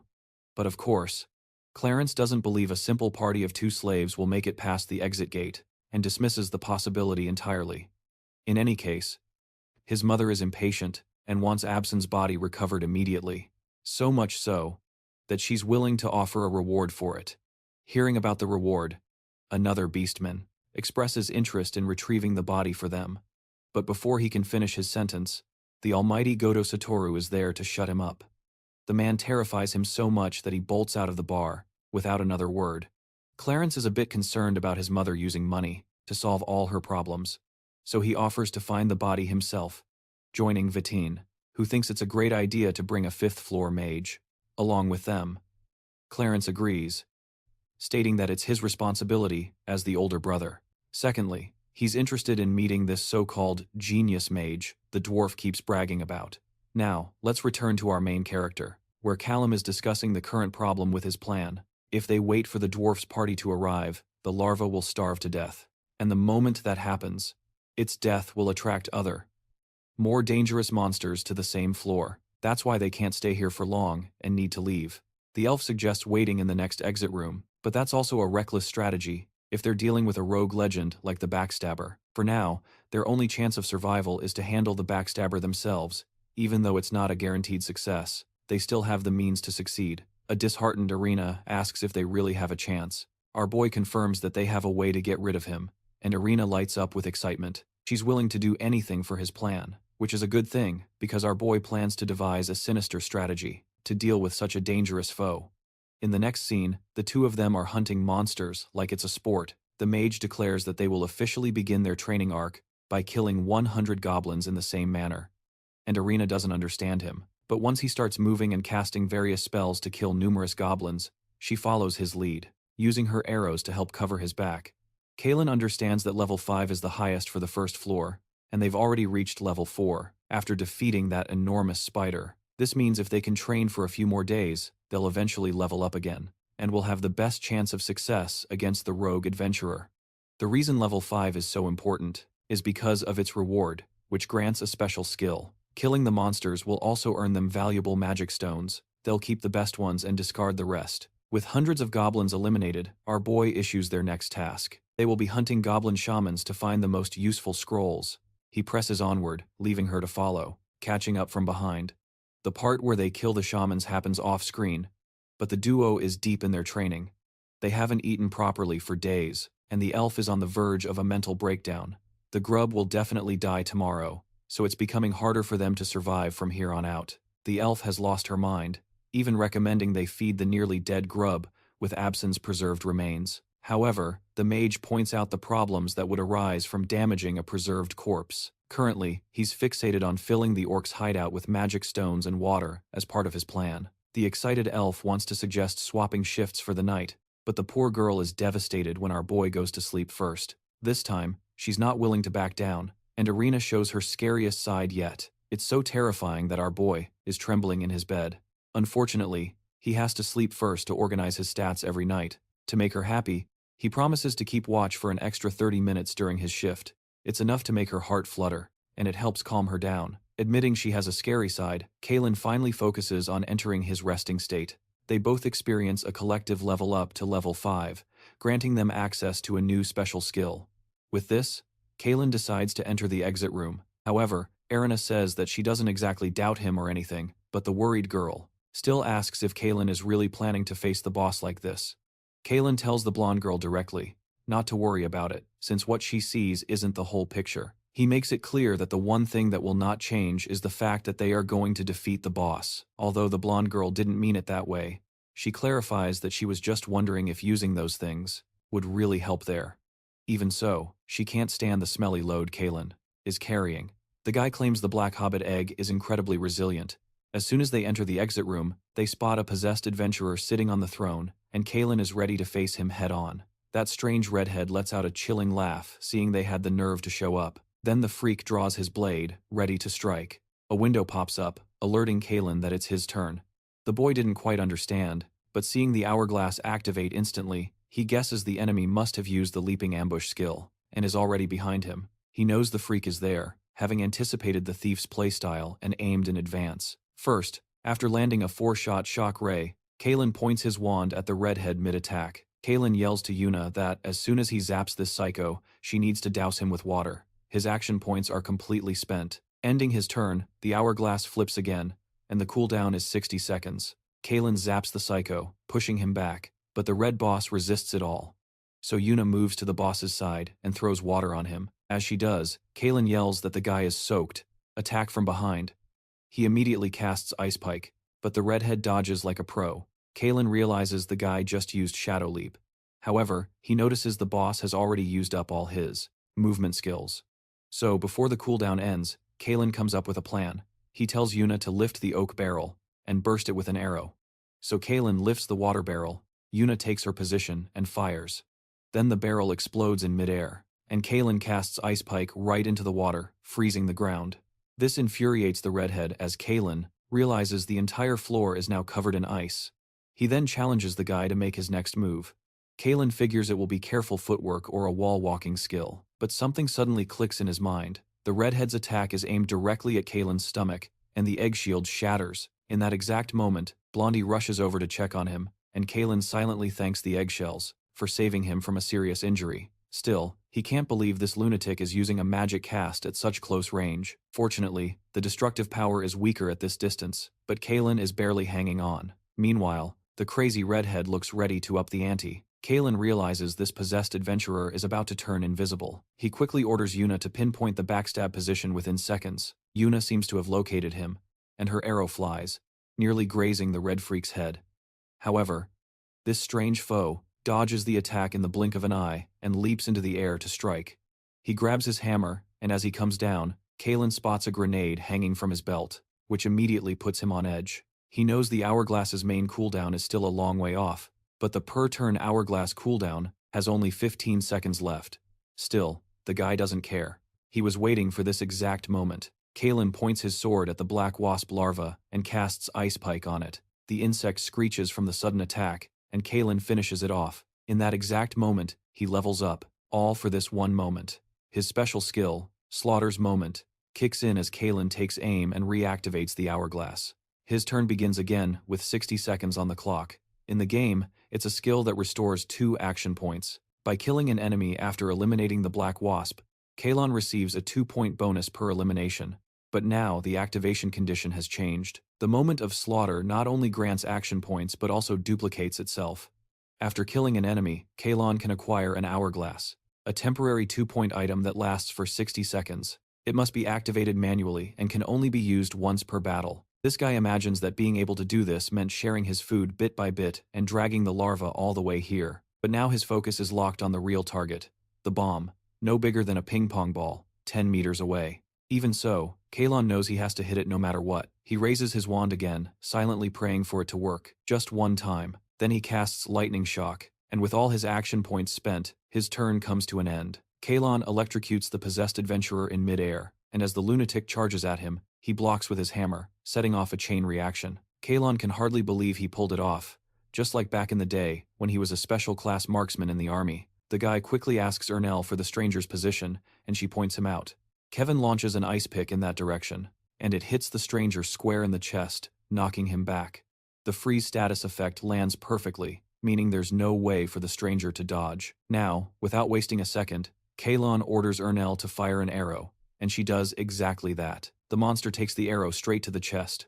No matter the level difference, in the end, Kailum figures the monster's poison sac has been ruptured, so it will die just from breathing. Kailum knows exactly how this will play out if the plan stays on track now that it's exposed to the gas. It will suffer 20 damage per second for 20 seconds, even though this guy can't see a health point bar. Like in a game, this fight should be over in just a few seconds, so Kailum tells it not to struggle and just let it end. But suddenly, an intense glow erupts from the lunatic, shattering Kailum's hopes. He never counted on a last-minute stroke of luck. Immediately, he tells Ernell to prepare for Plan B, and she instantly goes on high alert. Kailum didn't want things to end this way. But he knows the truth. The most dangerous thing about possessed adventurers in the labyrinth is that they can still use the special skills that they had when they were real adventurers. Fortunately, Kailum had already anticipated this. The good thing is, he already had Plan B prepared, just in case things went wrong. Back then, sitting by the campfire, Kailum had shared the plan with Ernell. He suggested firing just one poisoned arrow first to see how the enemy would react, and Ernell questioned if using both arrows at once wouldn't give them a better chance of winning. At that moment, Kailum was already suspicious that this boss had supposedly taken down a black wasp, all by himself, which didn't seem right to him. This made him wonder if Bekatek had a way to purify poison. Even if he's an agile and skilled thief, facing a black wasp should have been much more difficult than that. Kailum believes that getting through a fight with a black wasp without being hit by its poisonous stinger even once is basically impossible. He realized that Bekatek had been poisoned but somehow avoided death, which now makes sense. Kailum turns to Ernell, wanting her to put it together. She asks if he's saying that Bekatek can cure poison. Kailum shakes his head. Since Bekatek is a thief, there's no way he can use magic. Based on his hunch, if it's not bombs, potions, or scrolls, the only thing left is a special skill. That's why Kailum is certain that the top priority should be to confirm it. Whether or not he has a detoxification method is what's worrying her. She realizes that if Bekatek can detoxify quickly, they're in serious trouble. But the cocky hero, as always, assures her that it won't happen. He still has Plan B ready. Back in the present, Bekatek is about to go into a total frenzy with his special ability, Adrenaline Rush, which recovers 50 health points and resets the cooldown of a first-tier skill, and eliminates all negative effects.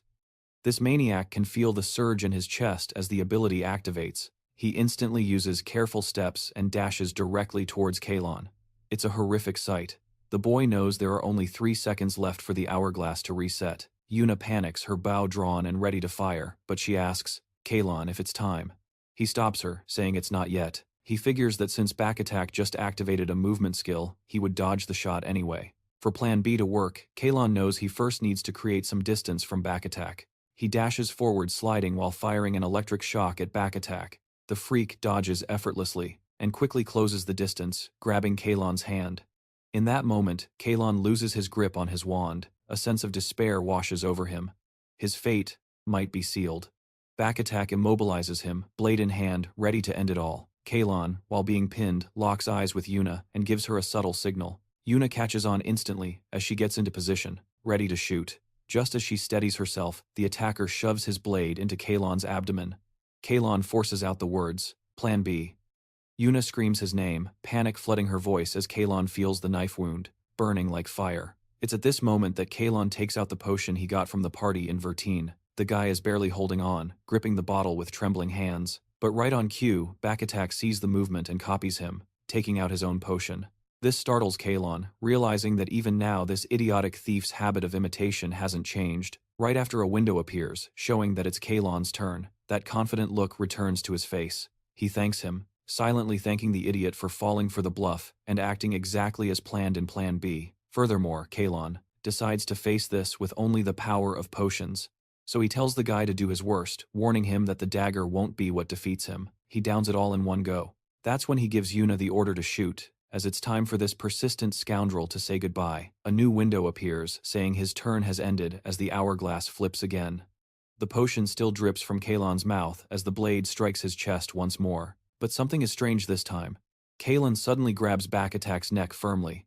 It turns out it's a magic armor. He's betting that this thief didn't know about it. The magic armor scroll blocks up to 5 physical attacks, as long as each hit deals 100 damage or less. Kailum has the guy pinned and tells Yuna to finish the job. That's when Yuna fires an arrow straight into Bekatek's stomach, and Kailum, with that cocky look, asks how it feels to be hit by a poisoned arrow twice. Then he declares that the real battle begins now. In the midst of all this chaos, Yuna shouts worriedly, asking if Kailum is okay. Meanwhile, the maniac is losing his mind, and Kailum feels as if his lungs are being torn apart. Desperate to survive, he swallows the very last potion he has, but then, that idiotic thief gets up. He suddenly grabs Kailum by the shoulders, making him wonder if the guy somehow still has strength left in him, and his eyes widen in fear when he sees Bekatek. The man raises his dagger, ready to stab again. But right at that moment, the blade slips from the freak's hand. Bekatek himself slips from Kailum's grasp, collapsing to the floor. Kailun is in shock, realizing the stubborn fiend has finally died. At that same moment, Kailun loses consciousness. Blondie rushes over to see if he's dead, finding him barely conscious and hardly breathing. He's still mumbling for more potions, so the crybaby forces another one into Kailun's mouth, telling him they have to get through the gate together now. Still, Kailun complains that it hurts like hell even with the potion. He thinks the calculations must be wrong, because even after drinking them all, the poison could still kill him. This thought shatters Blondie, and she collapses into tears, unable to watch him die. With no other choice, she continues to make him drink every last potion they have until she herself can barely stand. Finally believing he might survive this, he takes a moment to praise Yun-ho for landing that final arrow right on time and hitting the mark. But the crybaby confesses that the terrain blocked her view, and she was incredibly stressed about whether she would even hit the target or not. Kailun gives her a soft smile, knowing full well that ranged attacks always suffer penalties when firing from lower ground, as Bakatak had used Shadow Leap. Kailun had already predicted he would do that, which is exactly why he chose Artillery Strike as Yunho's level 5 special skill. This skill ignores all obstacles once the target's position is marked. He trusted Yunho to make the shot, even while she was crying like a baby. Her tears remind him that there is still unfinished business before they leave. Since the exit gate is open, it still has 2 spots remaining. With that in mind, the young man decides to take Bekatek and Avison with them to the tavern. Viltane asks what business he has to arrive at this hour, especially since he doesn't even drink. He thinks it must be Clarence. He must be here for the resurrection scroll. The man responds that his little brother's life is on the line, so he needs to confirm everything with his own eyes. Vertanen reassures him, saying the scroll will be ready later today and he will have access to the dungeon. It will be around 5 in the morning, but he also warns him that the soul preservation magic doesn't have much time. There isn't much time left. If the rescue fails, not even another scroll will make resurrection possible. That's why he needs to eliminate all risks and ensure this plan is executed smoothly. Suddenly, a woman bursts through the door. She slams it open and announces she has brought the resurrection scroll. She also declares there's no time to waste and they need to go straight to the dungeon office, because the first floor's exit gate has just been opened. That news surprises both Victor and Zikal, while the man, Clarence, is shocked. He quickly asks her to confirm if it's really the first floor's gate, and she nods. She nods her head and runs to the next street to spread the news.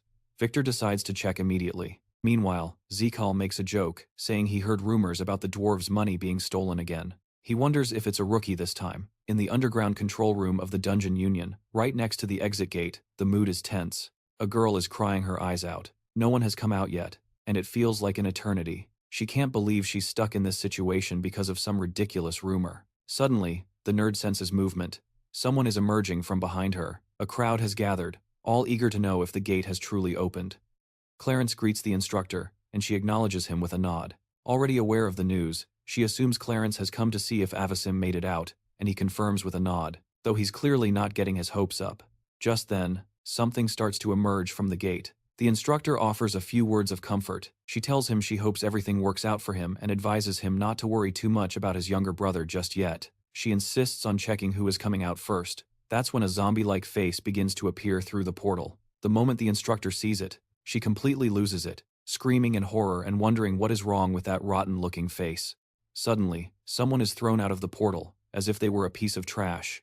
Vertane, the informant, and Zikal are all shocked to see him. As Clarence rushes to his side, the shock barely wearing off, the portal glows golden once more, and another body is tossed out with the same indifference. The woman recognizes him instantly. That thief is none other than Mr. Bekatek. The instructor is completely freaking out, wondering if the portal is just spitting out corpses now. Half the people emerging don't even look alive, and she has no idea what's going on anymore. Clarence holds his little brother in his arms, trying to piece it all together. He wonders if it was a 2-person party that managed to defeat Bekatek. If that's the case, then one of them must be an incredibly fast, chantless caster. He remembers the bartender talking about a slave mage, who could cast without incantations. Vertane stares in disbelief, trying to process it all. He swears he saw something, but for now, he decides to let the others believe whatever they want. Deep down, however, he starts to wonder if this could actually be true. He calls out for Kailum, but it's not him who appears, it's the blonde girl. She introduces herself as Yurnil. She apologizes for the commotion and assures everyone that Kailum will be out shortly. A wave of relief washes over the crowd. Vertane and the others are overjoyed to see Yurnil back alive. With a faint smile, Vertane says he always had faith in the guy. He knew they would make it out safely, and the trio couldn't be happier. The blonde girl adds that Kailum did most of the work anyway. It's then that the instructor suddenly recognizes Urinal as part of the slave team from the Magic Academy. Even for a skilled duo, she admits, defeating Bekatek is a massive accomplishment. It has the potential to become headline news, but the fact that it was accomplished by a pair of low-rank adventurers with basic gear leaves her utterly baffled. And when she hears they only formed their party a few days ago, the shock is so great it almost makes her sick. Then, the portal flashes again, and Urinal senses it's time for Callum's return. The instructor, however, still can't wrap her head around it, how they possibly pulled it off. Just then, Callum's hand reaches through the portal, and Urinal's face lights up with emotion. He steps out of the gate, and Zekel is in utter disbelief that these two really managed to take down Bekatek. The lady is overcome with emotion, seeing that they also managed to bring back Avasim's body. Vertain approaches and asks if either of them is injured.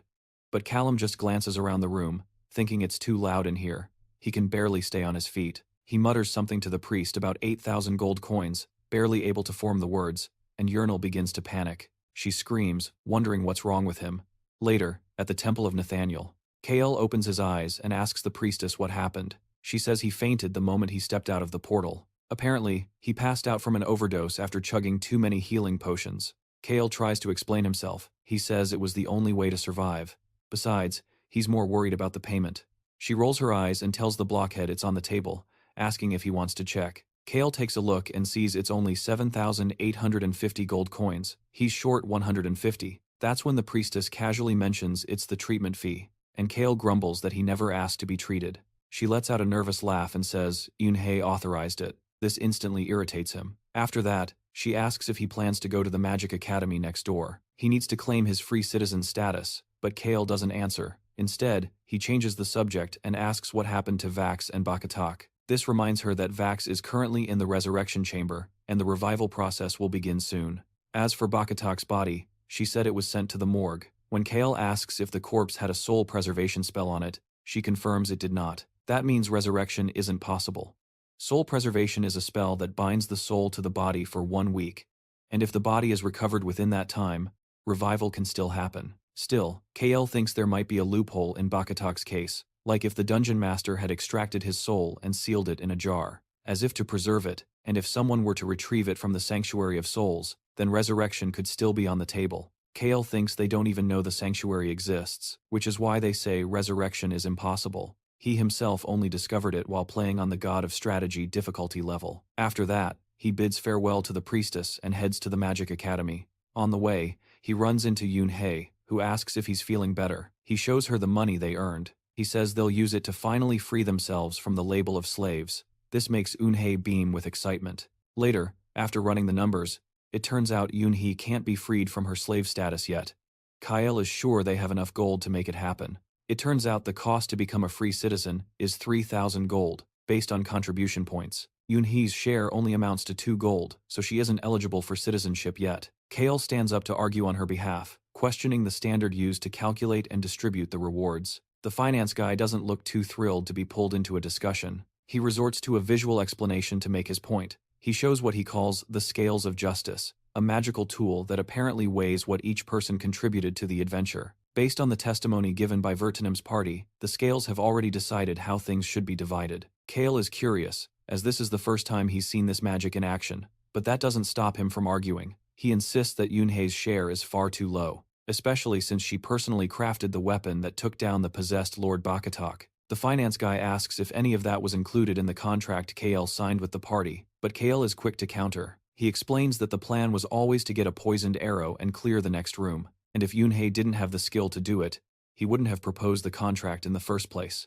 The poor girl stands there, trembling and crying. She watches as Kael fights for her. Fortunately, the Scales of Justice capture all of this, but just as the complete calculation of the adventure is about to begin, the finance guy, now looking even more bored than before, interrupts. He states that the evaluation is complete and the results are final. He brings another surprise. This time it's a lie prevention spell.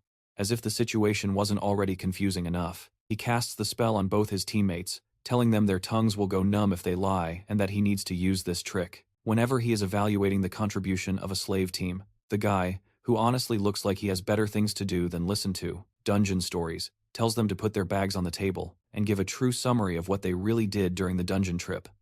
As the testimony begins, Kailum silently hopes that Unreal will finally be freed from slavery this time, but when it all ends, the finance guy announces that the total from the sale of the magic stones they brought back amounts to over 14,000, which is about what a regular 4-person team makes on the first floor of the Labyrinth. Unfortunately, Unreal's share ends up being only 20%, which means she is still 75 gold coins, short of the amount she needs to buy her freedom. This revelation clearly upsets our guy as Unreal continues to cry beside him.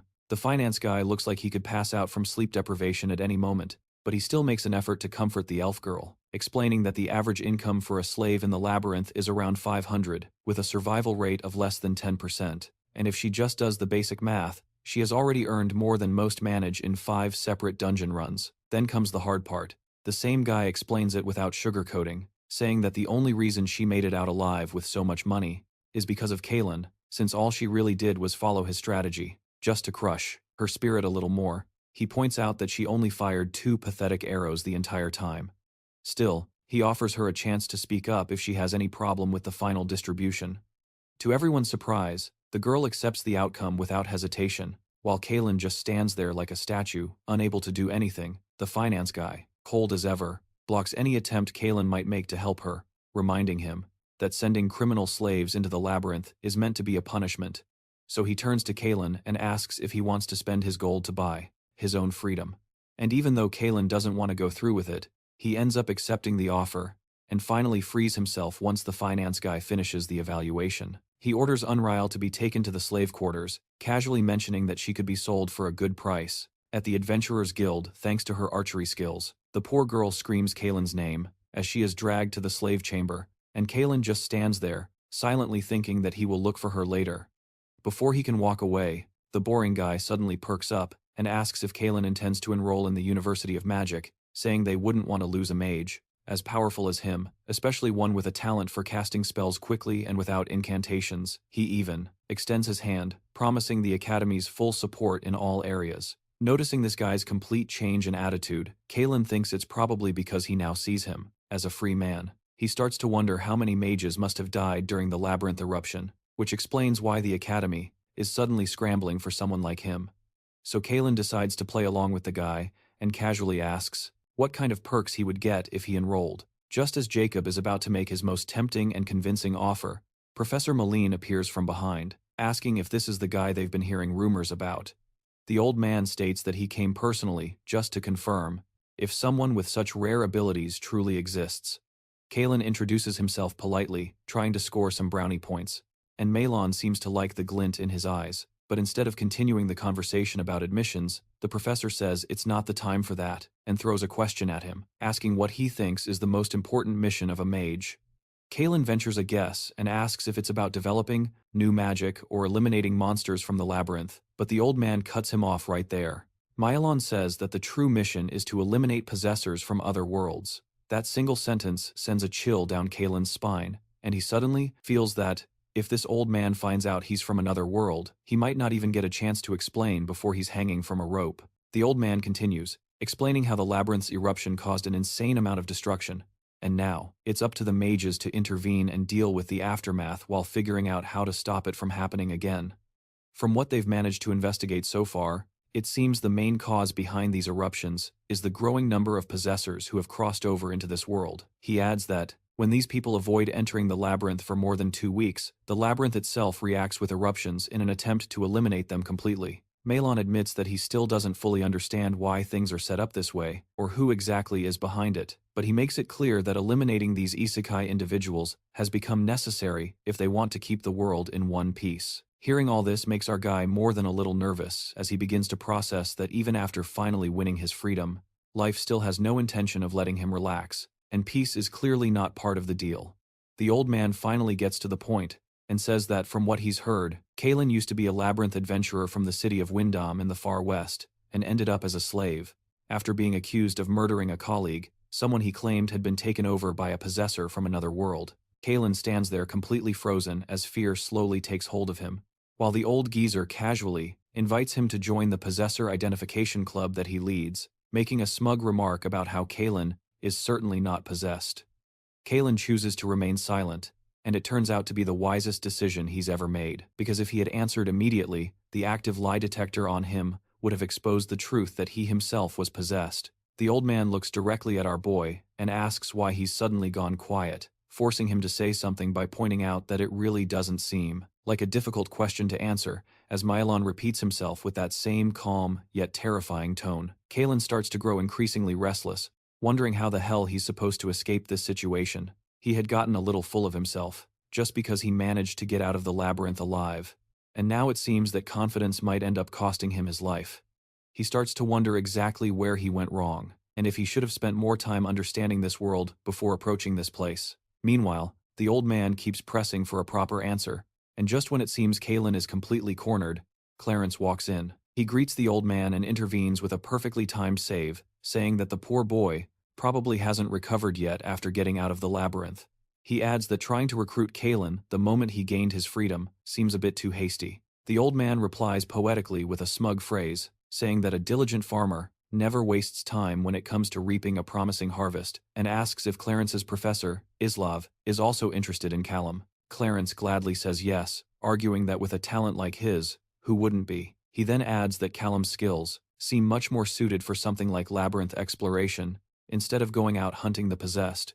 Seeing his valuable catch being taken away, the old man clearly dislikes it and starts to get visibly irritated, but Clarence gently intervenes and pulls Kailum out of the confusion, suggesting that he should at least hear a proposal from the professor's own club before deciding where he wants to go. Luckily for our guy, he is saved just in time and now finds himself walking beside Clarence to meet the other professors. On the way, Kailum begins to wonder if there is a spell that can simply detect possessed individuals, and if such a thing exists, how easy would it really be to identify them? But the fact that Malin tried to question him while having active lie detection magic irritates him more than anything else, especially since it practically confirms that such a simple detection spell does not exist. Kailum grinds his teeth and mutters quietly, cursing Malin for trying to mess with him like that. Just then, Clarence casually mentions that it seems the lie detection magic has finally worn off. He then apologizes for the late introduction and tells Kailum that he is a graduate mage, and he is also the older brother of Avison, the boy Kailum saved.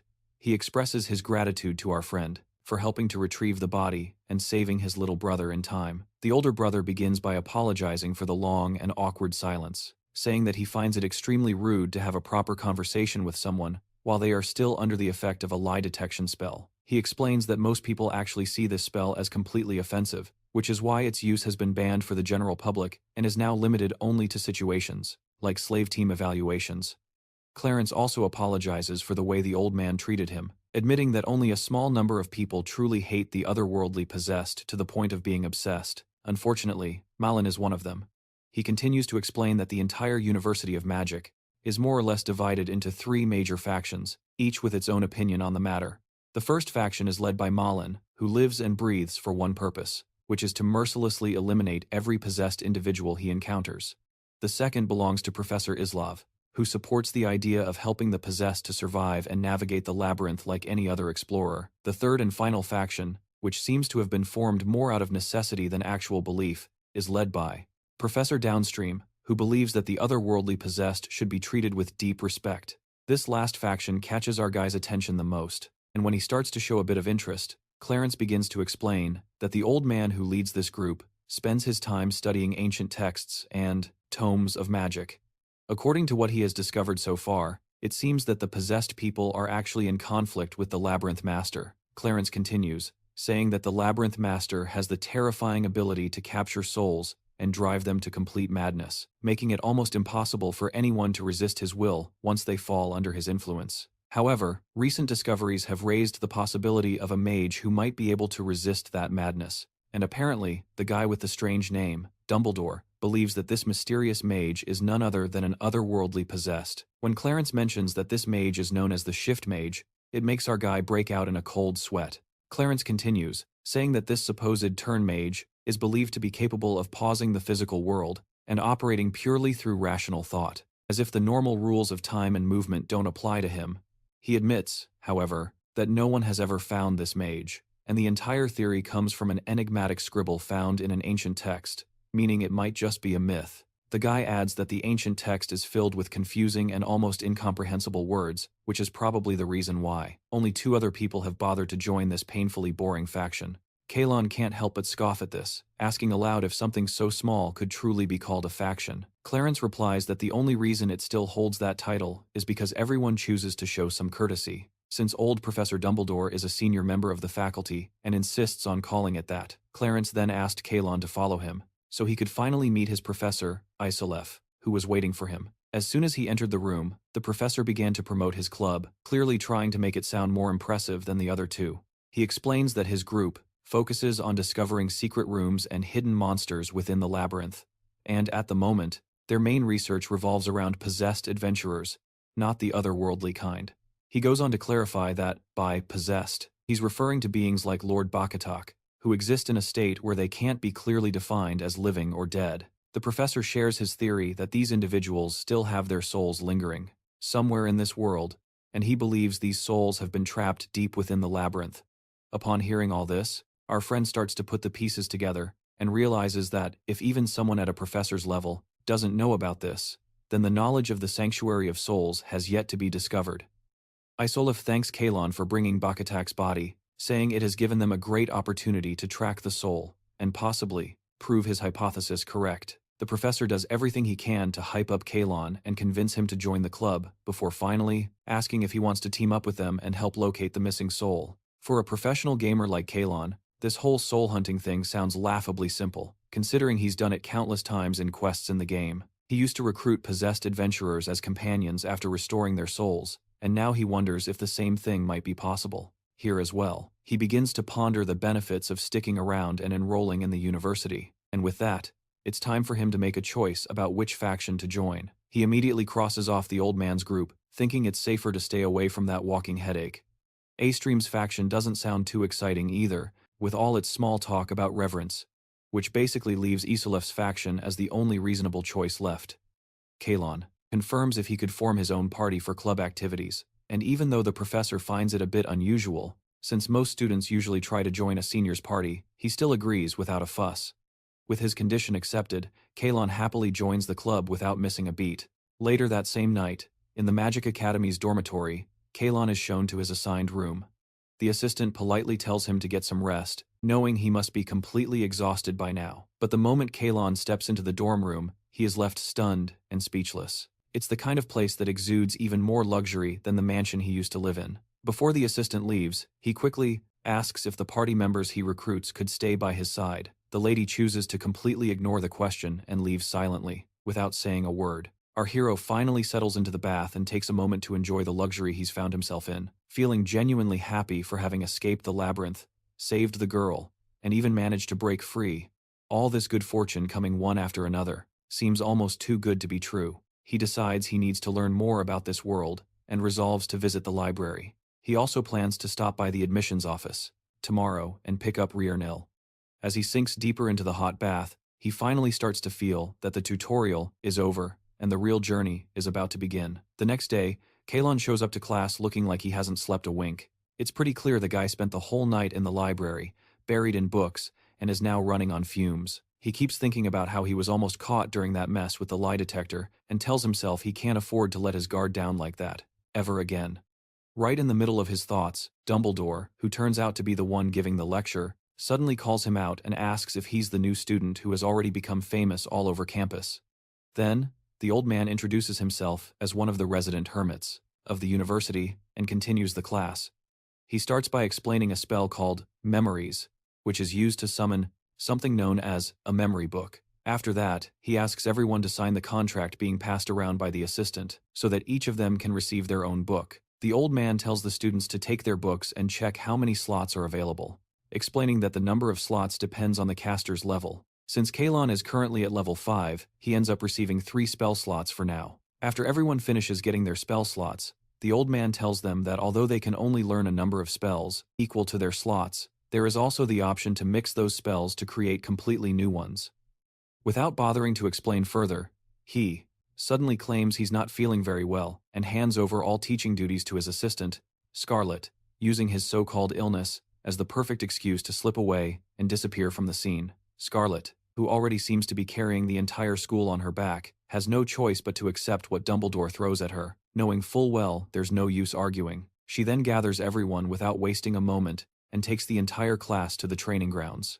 Once there, she begins to guide them through the method of combining two basic spells into what she calls a second-class spell, and explains that this technique of creating stronger magic is known as spellbook chaining. She adds that a major advantage of this process is that the resulting spell doesn't even take up a slot, making it much more efficient than it sounds. Although she admits that all of this might seem a bit much for beginners to handle, she goes on to explain that it's also technically possible to link 3 spells together. However, she quickly points out that this triple linking method is extremely troublesome, with a ridiculously low success rate, which practically makes it a risk that most people don't bother taking. She then demonstrates a spell created through triple linking, explaining that this is the only known method where someone can fuse all 3 attributes at once and use them in perfect sync. Watching her unleash a majestic triple attribute blast gets everyone excited. Scarlet, clearly confident, stands there, full of pride, as if she had just performed a grand finale. She tells them that with enough effort and proper training, they too could eventually cast such powerful spells. After that, she hands out a list of first-class spells and asks everyone to choose the ones they want. She adds that they can buy a spellbook at the magic bookstore to actually learn these spells. Once that's done, she lets them work at their own pace, saying they can come to her if they have any problems later. When Kailum comes up and presents the 3 spells he chose, Scarlet's first reaction is surprise. It's not every day that a complete novice shows up with 3 unlocked slots, but the moment she reads the combination he wants to use, her expression changes. Of all the incredible spells available, Kailum chose a set that looks like it's from a comedy sketch, especially with the included humidify spell, which is practically useless in a fight. Scarlet immediately causes a stir and goes straight to Dumbledore, showing him the absurd combination and pointing out how it looks like something a child would do just for fun. The professor gives a smug little smile, as if he actually approves of the combination, and calmly tells her that a mage's true strength lies in their curiosity and willingness to research. He adds that the Magic University always welcomes new approaches when it comes to spellcrafting, no matter how strange or unconventional they may seem. With that, he wishes Kailum good luck and leaves without another care. Later that night, Kailum returns to his dorm after registering his newly purchased spellbooks in his memory slots. Once settled in, he finally sits down to begin the spell chaining process. The first spell he ends up creating is called Dust Explosion, formed by combining Bullet Shot with Hot Wind. Although neither of these spells is impressive on its own due to their low lethality, fusing them transforms the result into something many times stronger than your average fireball. Next, he takes Hot Wind and fuses it with Humidify, accidentally creating a spell called Scalding Heat, which wasn't something he expected, but it still sounds solid. For the final combination, he decides to go all out and fuses all 3 spells together, resulting in a spell called Book of Cumulonimbus. The last time he used this specific build was when he challenged himself with one of the most brutally difficult modes in the game.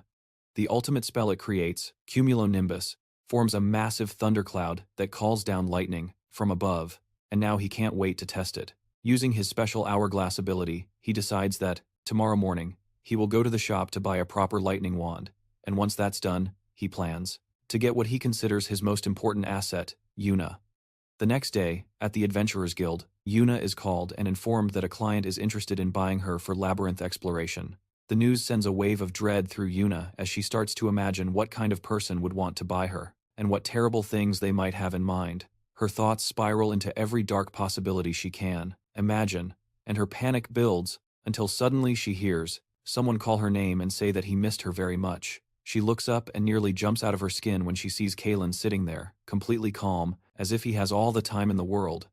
Shocked and emotional, she runs to him and asks what he's doing here, and what if something went wrong at the university. Kailum smiles and says he would never leave behind a teammate who fought by his side and risked her life. He raises his hand towards her and promises that he's here to make her a free citizen, buying back her freedom with his own gold.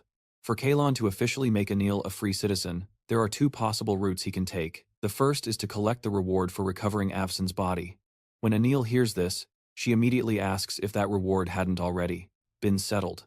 Kailum explains that Avson's older brother only paid 100 gold coins up front and that the rest is still pending. But he's quite confident that once the full amount is received, Anil's share will be more than 100 gold coins, enough to cover the cost of her freedom. Until that happens, Kailum knows he can't risk letting another party claim her. The second option she has is to join him in the labyrinth, and if she can pay off her remaining debt with the rewards from the next expedition, she can earn her freedom. This way, he believes having her by his side again would be the ideal situation, and to make that happen, he even hands her a brand new bow. For a moment, however, he notices a bit of hesitation in her eyes, and begins to worry that she might refuse the offer and leave the party.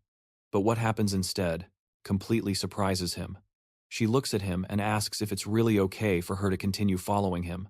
Then, with a voice full of determination, she declares that she wants to be called Kailum's companion and joins him on his journey without hesitation. Kailum smiles and tells her that he has already found the last member of the party, which instantly excites her as she eagerly asks who it could be. Back at the academy dorms, he lets her stay the night after telling her to make herself at home, and Anil is overjoyed with the new clothes and the shiny equipment she got practically for free, in exchange for some unpayable debt, of course. Even so, she's thrilled to be able to live in what basically looks like a 5-star hotel and work in the labyrinth with Kailum. But the thing she's most looking forward to is a private bathtub. Unfortunately, her excitement quickly vanishes when a surprise zombie emerges and makes her scream like crazy. She yells at Kailum, demanding to know why there's a monster in his dorm room, and he simply tells her to calm down, explaining that he asked the suspicious professor to use a necromancy scroll on the backstabber, instead of letting the talented rogue go to waste. Hearing the zombie groan, Kailum tells her it's obviously saying hi, but she tells him flat out that either the backstabber goes or she does. But he responds with a big, fat no. It's explained that according to the professor's book, there was a great eruption 12 years ago, and it resulted in countless deaths from the roughly 3,000 monsters that poured out of the labyrinth. Apparently, behind it all was a foreigner named Henry, who lived in the slums, and the guards found signs of a struggle near his body, which was completely mutilated. Beside him was a note for all foreigners, warning them to stay away from the magic university. At first, Kailum found it strange that he would leave such a message in English, but it keeps bothering him that there might be something far more sinister happening inside the university, beyond regular research. The place most damaged by the eruption was the magic university. Maybe it was because it was on the front lines and faced the brunt of the attack, but there's also a lingering theory in his head that the monsters turned to hunt the other migrants hiding inside the university after they killed Henry. Thinking that Malene is the most suspicious figure in the entire place, Kailum begins to think of ways to keep his identity as an otherworlder hidden when Yunhilda suddenly appears in his room, looking like she just had the worst nightmare of her life. She begs him to let her sleep with him because the brainless zombie tried to eat her brains, and he completely rejects her even when she makes her cutest and most threatening face. Then he says she can stay on one condition, and casually drops a pile of scrolls in front of her, saying he bought them all on the black market, and he would really appreciate a loyal assistant to help him test them all. Meanwhile, the professors are having a discussion about a top-secret project to track down the Otherworlders, and Isolov surprises the old man by saying that someone actually accepted the insane mission. Then he adds that the one who accepted is none other than the university's star, who is currently forming his own party. Malene finds this seriously suspicious, doubting that the rookie is just some lucky genius. She shares the story she heard about how Kailum used an ice spear at the perfect moment to freeze the boss's venom sac, a feat never accomplished before, and that the same boy even took down the infamous Bakatak all by himself. Annoyed, the old man claims there is no other explanation, other than him being an otherworlder, and insists it is his duty to expose him. But Isolov flatly refuses to sacrifice the future of a talented mage, based solely on suspicion. Hearing this, the old man calms down a bit, but he says it is strange that the entrance exam has not had many applicants recently, and leaves, reminding Isolov that the reason they are so short on members is because of a single troublemaker from 12 years ago, so he refuses to leave Kailum unsupervised. After he leaves, Isolov reflects on things for a moment, and thinks that while Malene has a valid point, it is also a fact that the university is in desperate need of someone who can explore the labyrinth and bring back valuable information for the university, and he wonders, silently, if Kailum will succeed in his ambitious attempt. The next day, our hero is surprised to see that someone has actually signed up for his party, considering it is led by a rookie mage who recently escaped slavery. Behind him stand Yunhilda and the zombie Bakatak, who are attracting all kinds of strange looks from everyone in the building. Our boy thinks he must reveal the truth to his party members when the time is right, as Bakatak chews on Yunhilda's ears as if they were cotton candy. Having waited long enough, Bakatak and everyone else turn to our hero as he announces his plan to search for the place where his zombie's soul is being held on their next expedition. For that, He desperately needs a true tank warrior. He tells all the applicants to lift the heavy barrel as their first qualifying test, since he cannot check the stats of people who are not in his party. So they will have to do a barrel toss, a test inspired by how strong the dwarf was. After that, he will have them demonstrate their shield charge and taunt skills. Following his bold announcement, he asks who thinks they are up for the job, and the once excited crowd suddenly begins to have second thoughts, and it quickly becomes clear that the qualifications he just listed have already eliminated half of the candidates. But honestly, this is the best way, since warriors, archers, and thieves can only gain skills by surviving in the labyrinth, so it serves as undeniable proof. Yunhilda whispers that not even she meets the criteria, but he calmly tells her that she will get there soon enough. Suddenly, a dwarf starts a ruckus about our boy's absolute nerve to demand so much after surviving just one time in the labyrinth. But then the lizard man, named Bernard, from before politely asks the dwarf to get lost. Recognizing him instantly, the others around ask Bernard why a paladin from the Temple of Nathaniel would ask to join a first-floor party when he has already managed to reach the second floor. But our hero already knows exactly why the paladin is after them, because the Temple of Nathaniel refuses to let any necromancer or their undead roam free and uncontrolled. Suddenly, Bernard starts crying to his lord Nathaniel, saying it is destiny for him to be chosen, but a rough-looking swordsman appears behind the lizard man and tells him to stop babbling like a madman. The man introduces himself as Ridicata the Blade and claims that in fact, he is an explorer on the third floor, but he wants to look for a dear friend who disappeared, and if Kailum can somehow revive Bakatake, it will help immensely in finding a way to his friend, and our boy finds the third-floor adventurer a great potential ally as well. Yet, he does not want to hire someone who will just leave his team right after the expedition, and he wonders how he can find someone willing to join him for the long term. At that moment, a fat, bald man with blocky eyes appears dramatically and states that he wants an interview. Ridicata and Bernard doubt if he really thinks he can compete,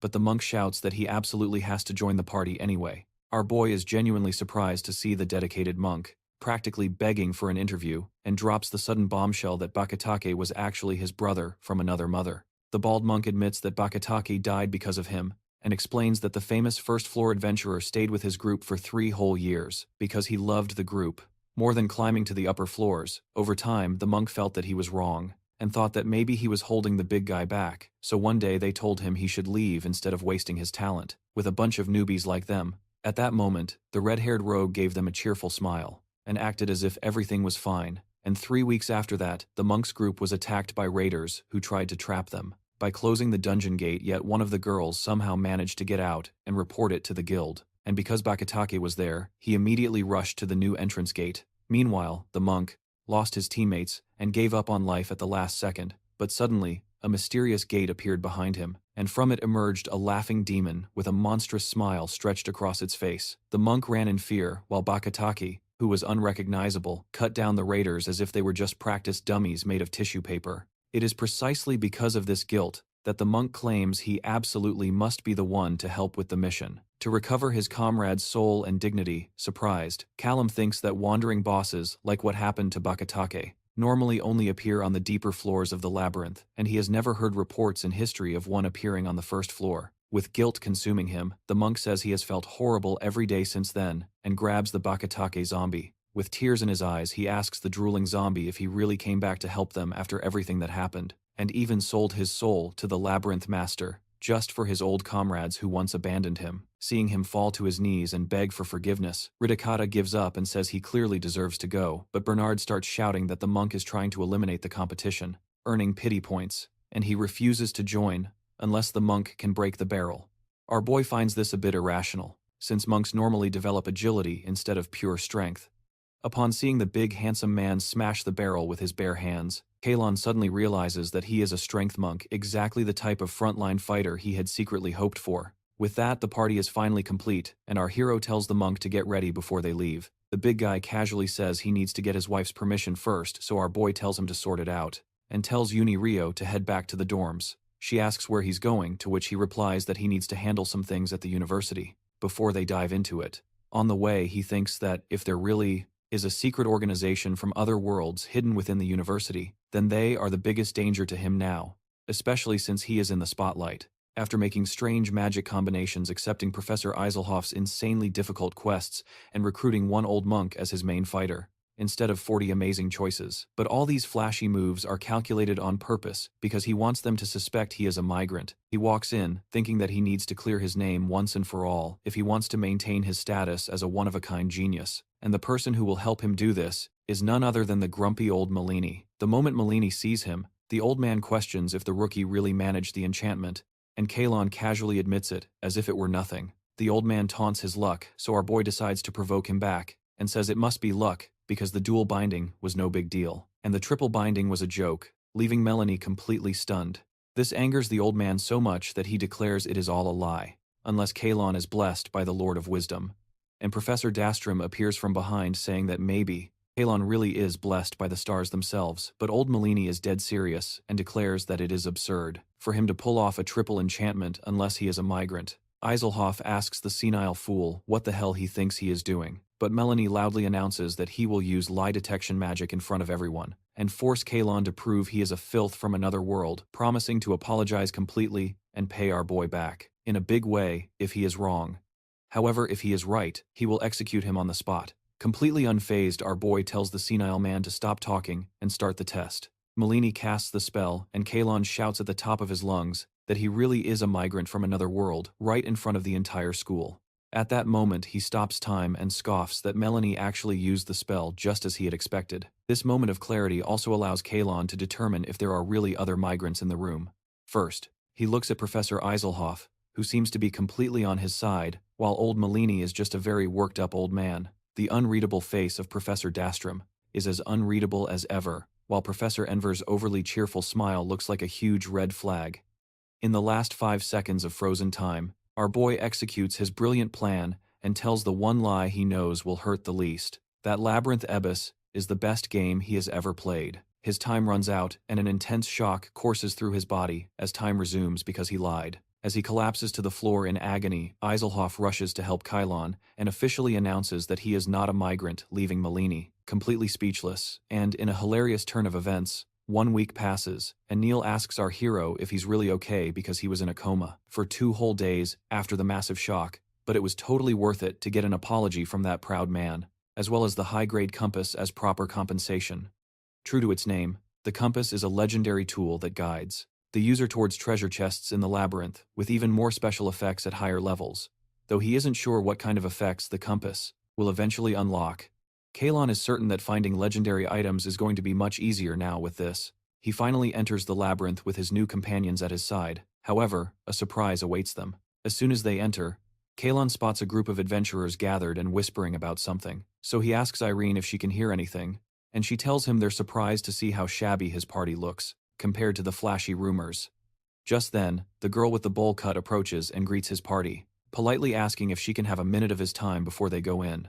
Kailum instantly pegs them as low-level looters trying to rob his rookie party, and avoiding these kinds of scoundrels is exactly the reason he tried to be the first one in as soon as the gate opened. Our hero grits his teeth, and when the girl asks what's in his backpack, he tells her to mind her own business.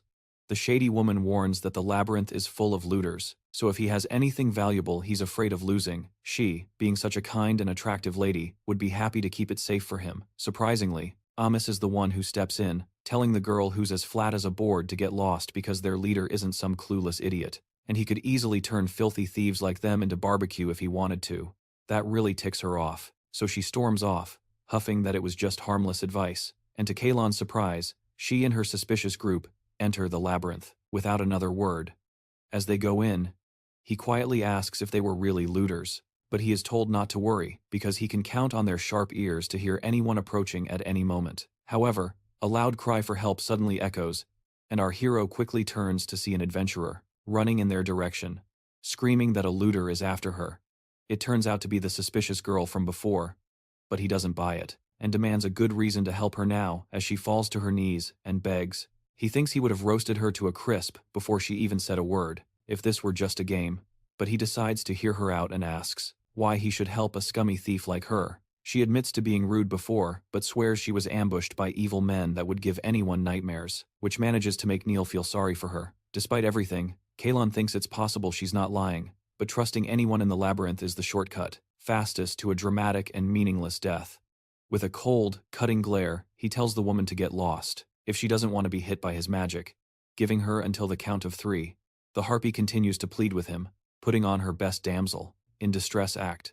But the moment he counts to 2, she quickly turns to leave with a smug little smirk. Just then, Ernal's small, twitching ears notice someone coming straight towards them, and the moment she sees them, the woman beside them starts screaming again, with the most pathetic acting in history. She runs towards the two of them, and Kailum, momentarily paralyzed on what to do, quickly asks Ernal to tell him how many enemies there are, and she estimates there are 4.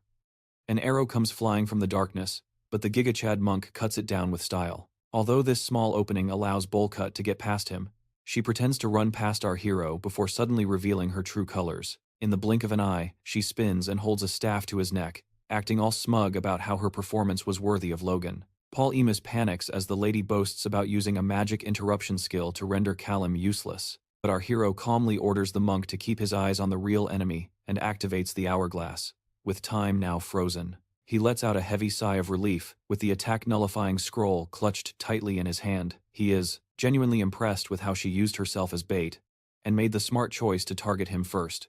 Trapping, his instant casting ability with magic interruption would have made his next attack look like a clown show straight out of a circus.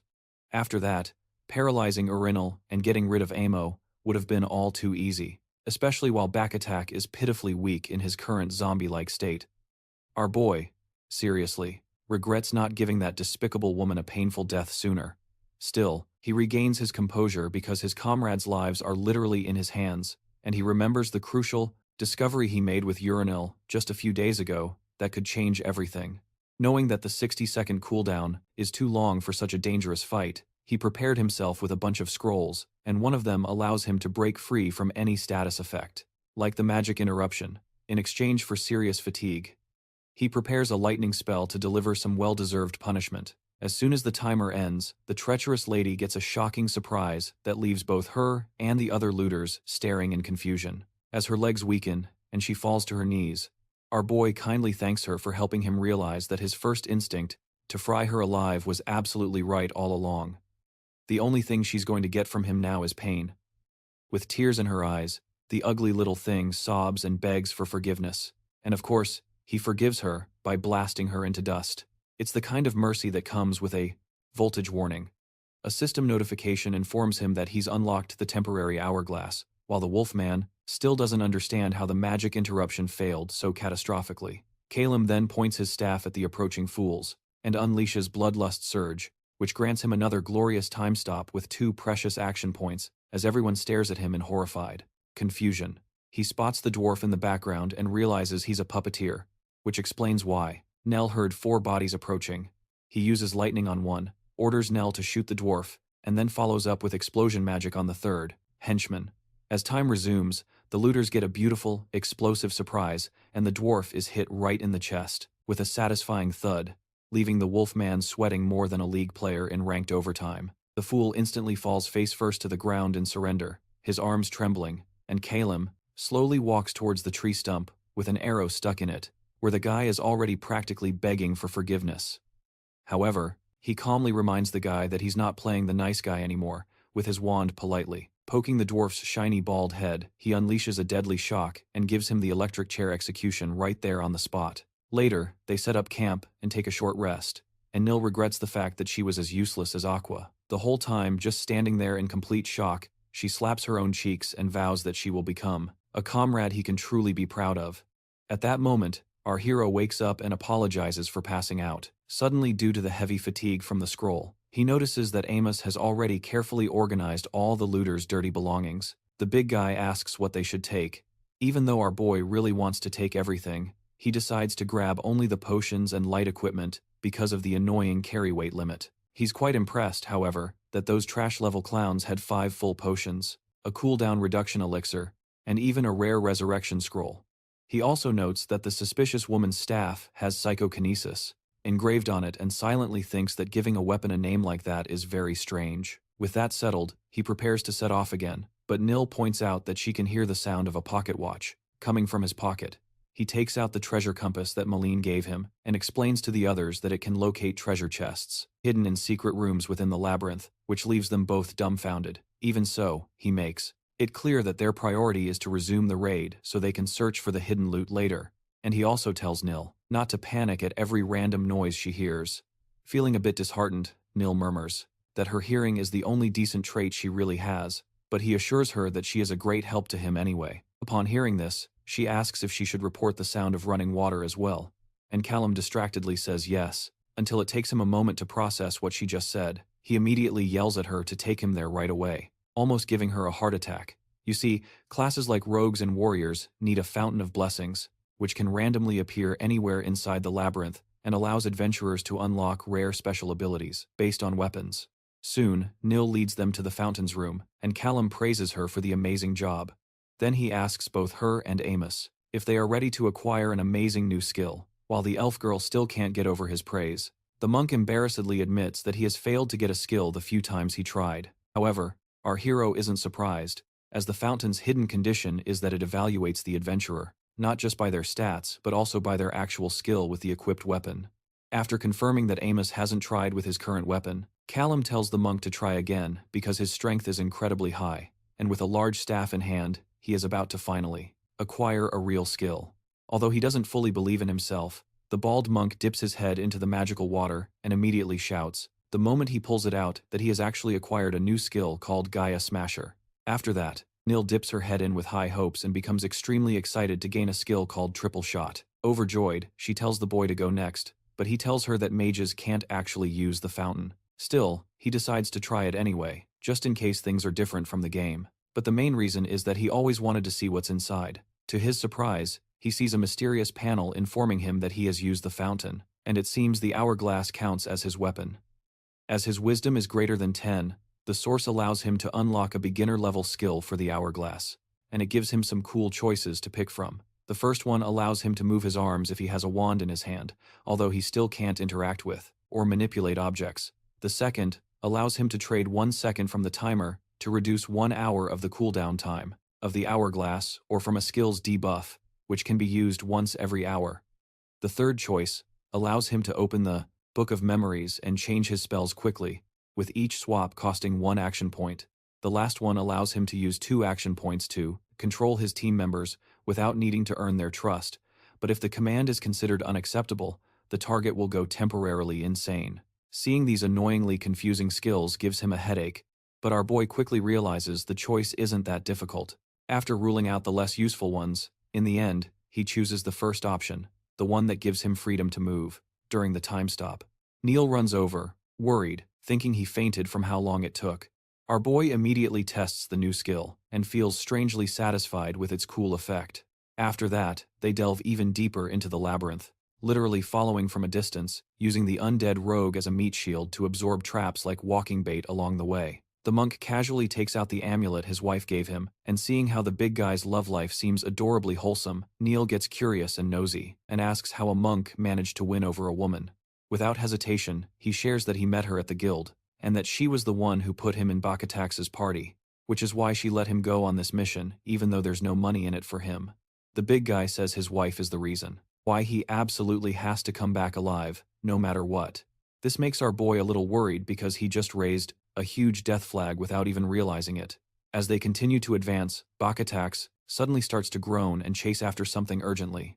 Nil wonders what caught his attention, and after watching the undead rogue start to dig frantically at the floor tiles, Kailum realizes his body must be resonating with his lost soul. He assumes the soul is located on floor 1.5, catching them by surprise that the old rumor might actually be true. Just when our boy is about to reveal the secret method to reach the rumored floor, the air-headed elf steps on a suspicious stone, because of course she does, causing the monk to panic as the entire chamber begins to shake. The walls shake violently, as if they're about to collapse completely, but our boy stays calm and smiles, saying they've found the entrance easily. As the floor begins to move and reveals a hidden staircase, at the base of which there is a swirling portal to the secret floor, 1.5. Inside the portal, they see a strange village with enormous buildings that leave Nil completely amazed and speechless. But Kailum isn't surprised because he has seen this in the game before. He warns them that they have to proceed in silence to avoid activating the sentinels. The border sentinels are monsters found exclusively on floor 1.5 that surround the player in overwhelming swarms and are basically a guaranteed death sentence. As long as they remain hidden inside the buildings, it's possible to pass by unnoticed, as long as they make absolutely no sound. Our hero makes it clear that their job is to get the soul, silently and get out quickly, and he's confident he won't get lost since he's seen this place many times in the game. Sometime later, he finally reaches the Gothic cathedral known as the Sanctuary of Souls. Upon opening the tall iron gates, everything seems to be unfolding exactly like in the game. Staring at the countless jars scattered across the eerie floor, Irene nervously asks what they are, and he casually explains they're jelly jars, except the jelly inside is literally the souls of the dead. A little more than concerned, Amos asks how it's possible to find the specific soul they're looking for, and our boy casually points to the only one in the room, that's glowing a brilliant gold. Amos doubts if he really knows what he's talking about, so Kailum explains that the moment they grab Bakatax's soul, monsters will definitely swarm them, and they'll need to get it back to the first floor, at full speed.